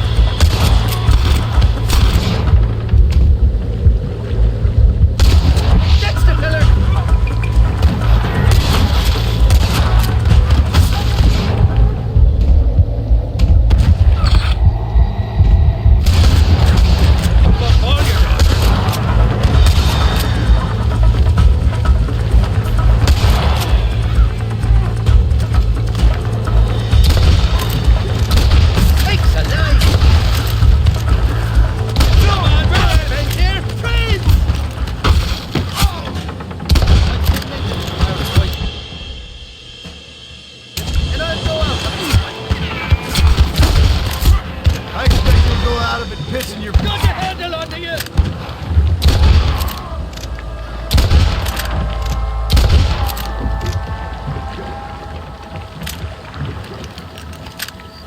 This is the fourth time your so-called friends have nearly got me killed. I thought you said they loved you over here. They do. At least the lassies do. Oh, them big brown eyes. Turn stone into butter they would. The Mexicans know how to make a bottle of liquor too. Oh, that pulque? Now there's a drink as would take the frost out of a frosty morning. Oh, you're gonna have some fun. I'm just here for Bill Williamson. Well, I'm glad to be back. This place is a wild devil's paradise. Apart from the fella trying to kill you. Down here they call me El Rato, the cat, on account of me stealth and cunning. I'm pretty sure Rato means rat, my friend. I like it though, a little more inventive than Irish. Well, you Americans never were very creative with your use of language, was you, John Marston?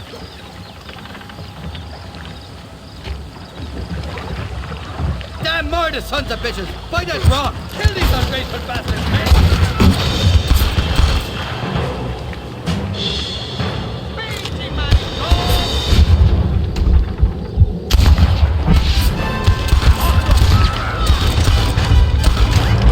I haven't stepped foot in this country and they're already trying to kill me. Well, you will insist on fraternizing with the notorious language outlaw. Go to hell, you non-fuzzling bastard!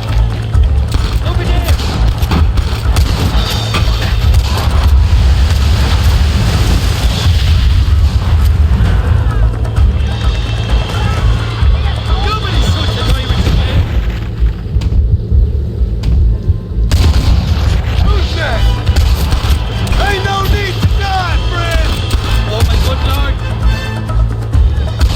You're on top of the cliff, Marston!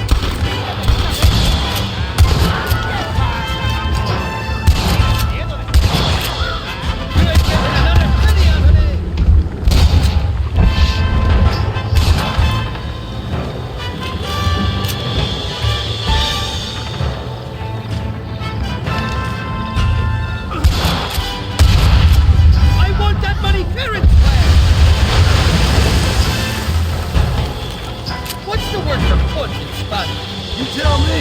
You must have been called it a few times.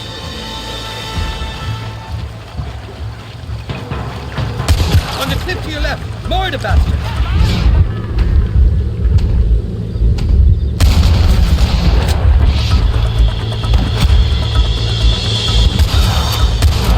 Calmo, you got the wrong man.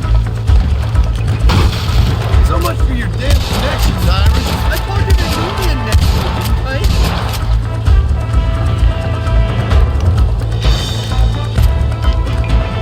You know who I am! Look up, fella! They're on top of the cliff!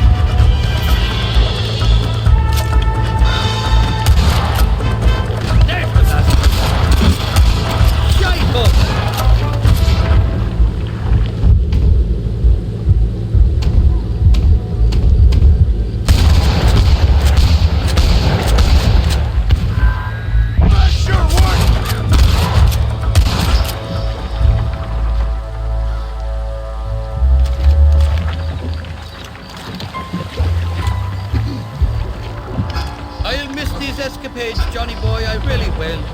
I doubt you'll remember any of it, Irish. There's a beach coming up on the left. Hang on, we'll be on dry land soon. God damn it, there's another two. I'd give up now if I was you. We made it, thank the Lord. Quite glad to be getting out of that floating death.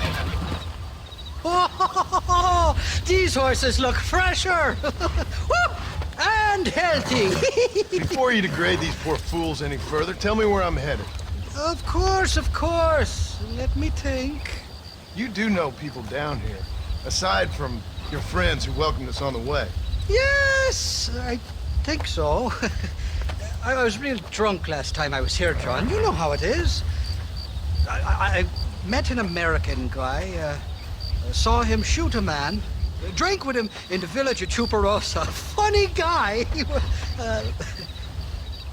Or was that Canada? No, that was Canada. Guy here, not funny, but he's real nice. Failing that, you could try the provincial governor, Colonel something or other, some Spanish name. He's based out of Escalera. Played three-card stud with him. Or was it four-card Monty? I forget. He was a real nice chap. Or maybe he was a real bastard. I was real drunk last time, John. Well, thanks a lot for your help. Oh, let me guess. You gotta be on your way. The famed hospitality isn't what it once was, and I've never been known to overstay me welcome. So off I go to greener pastures. Good luck, John. You're an angry and a feck ugly man, but not a bad one.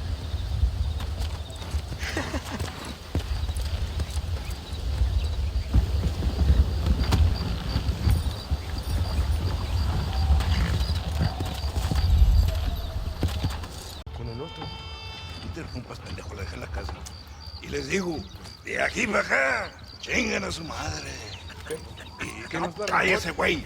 Y de aquí para acá, sus pendejos.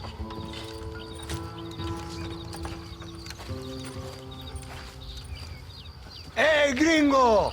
¿Hablas español? No, sir. Pardon, pero yo habla un solo poquito español. ¿Habla English? Oh, sí, gringo. Hablo mucho inglés. Sí. Hablo filthy fucking bean eater. Hablo slippery little Mexican. Hablo little piece of shit. ¿Comprende, amigo? ¿Comprende? Hey, what are you doing here, gringo? I don't remember inviting you to my country. I don't think you did, amigo. I mean you no harm. You mean us no harm? This is funny. What harm could you do to us, exactly? Nothing, amigo. Now, I appreciate the welcome committee, but I'd hate to spoil a beautiful afternoon on such beautiful land with any further unpleasantries. Now, if you'll excuse me. Hold it, gringo. I think you're forgetting something. A little taxation. I have a large family. Very big. I too have a family, friend. So that we may see our families again, I suggest we part ways amicably.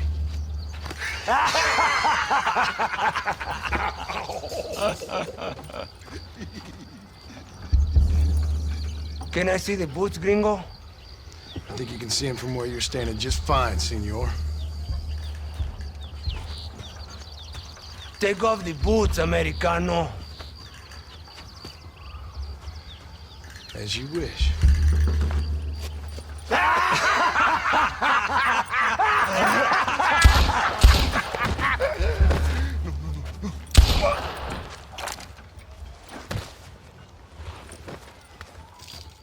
Oh, very good. Very good indeed, sir. What a great way to improve border relations. An illiterate farmer crossing the river, coming into their civilization and butchering the local peasants. Thank you very much, sir. Don't mention it, old man. You kill peasants, you become a peasant. I never aspired to be anything more. A socialist, huh? No wonder you left America. I'm many things. Most of them bad. But a man of political principles? No. Well, then I fear Mexico may not be for you, sir. Don't you worry about me. Oh, but I do worry. An angry man a long way from home? A man who handles a gun as sloppy as you? I can handle a gun okay, partner. Yeah, as long as you're killing quail or peasants. But if you have to face another man, you don't stand a chance. And you do? I can show you a few tricks. Come with me. Hold on. What's your name? That doesn't matter anymore. And you? I never had a name, mister. I was raised in an orphanage. A real American, huh? Wonderful. Just wonderful.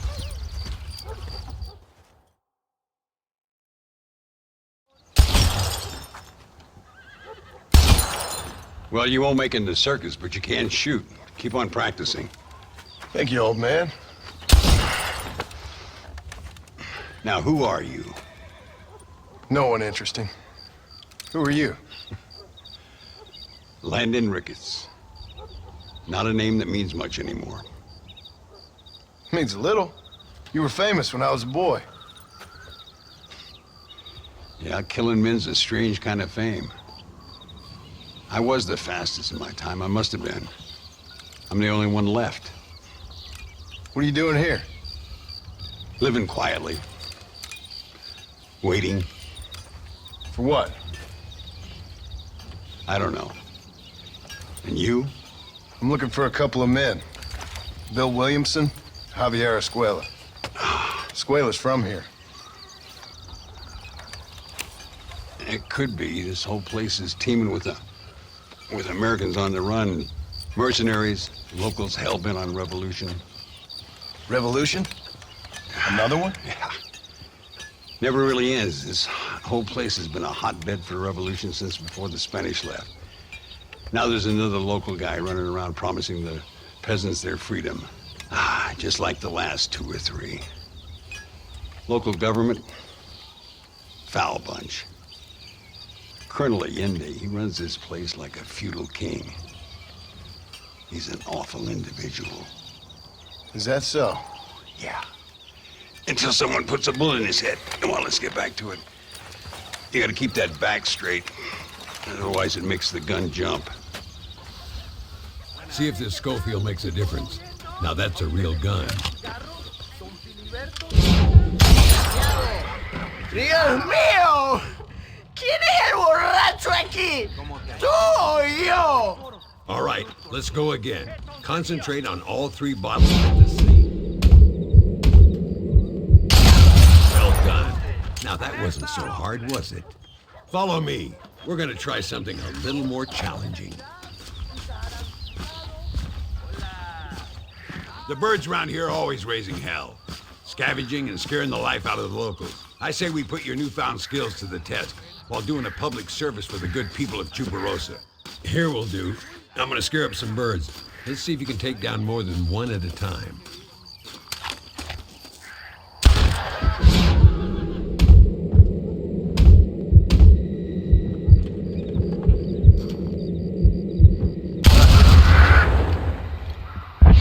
Nicely done, sir. You've been taught well. I have to say, I'm surprised you heard of Landon Ricketts.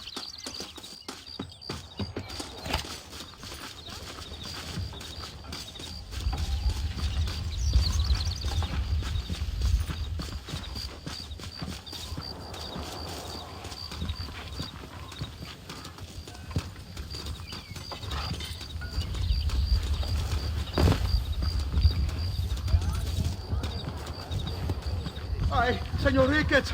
Señor Ricketts! Senor Ricketts, por favor, senor. Our bank wagon's under attack just outside of town. We need your help again. Whoa, slow down, Ramon. We'll take care of it. Thank you, senor. Again, you are the savior of this town. Well, my friend, are you ready to take a less theoretical exam? Sure. I don't think I ever rode with no savior before. Let's haul out. Time we put you to work on some bigger prey.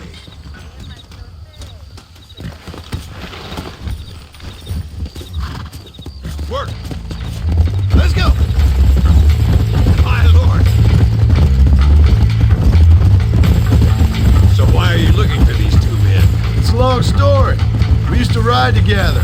We was all friends once. Only a buzzard feeds on his friends. There must be a high bounty on their heads. What would you do if somebody took the people you love and told you they'd die if you didn't do as they asked? I'd show them what a big mistake they'd made. There they are. Follow me.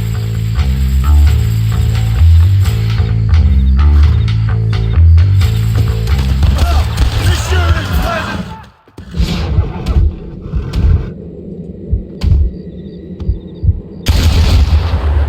Well, shit enough from that. You must be the pendejos I keep hearing about. All right, let's move out. Everybody stay alert.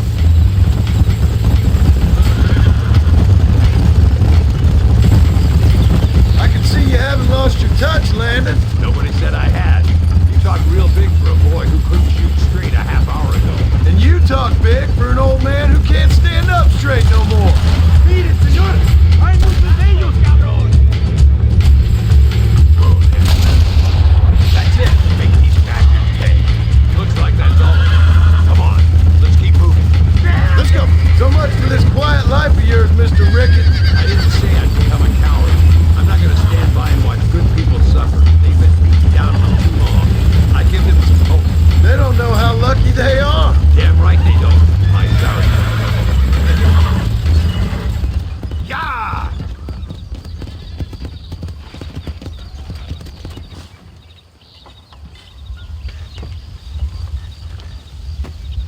Sano y salvo. Nunca podré agradecer lo suficiente. Buy me a whiskey later, and we'll call things about even.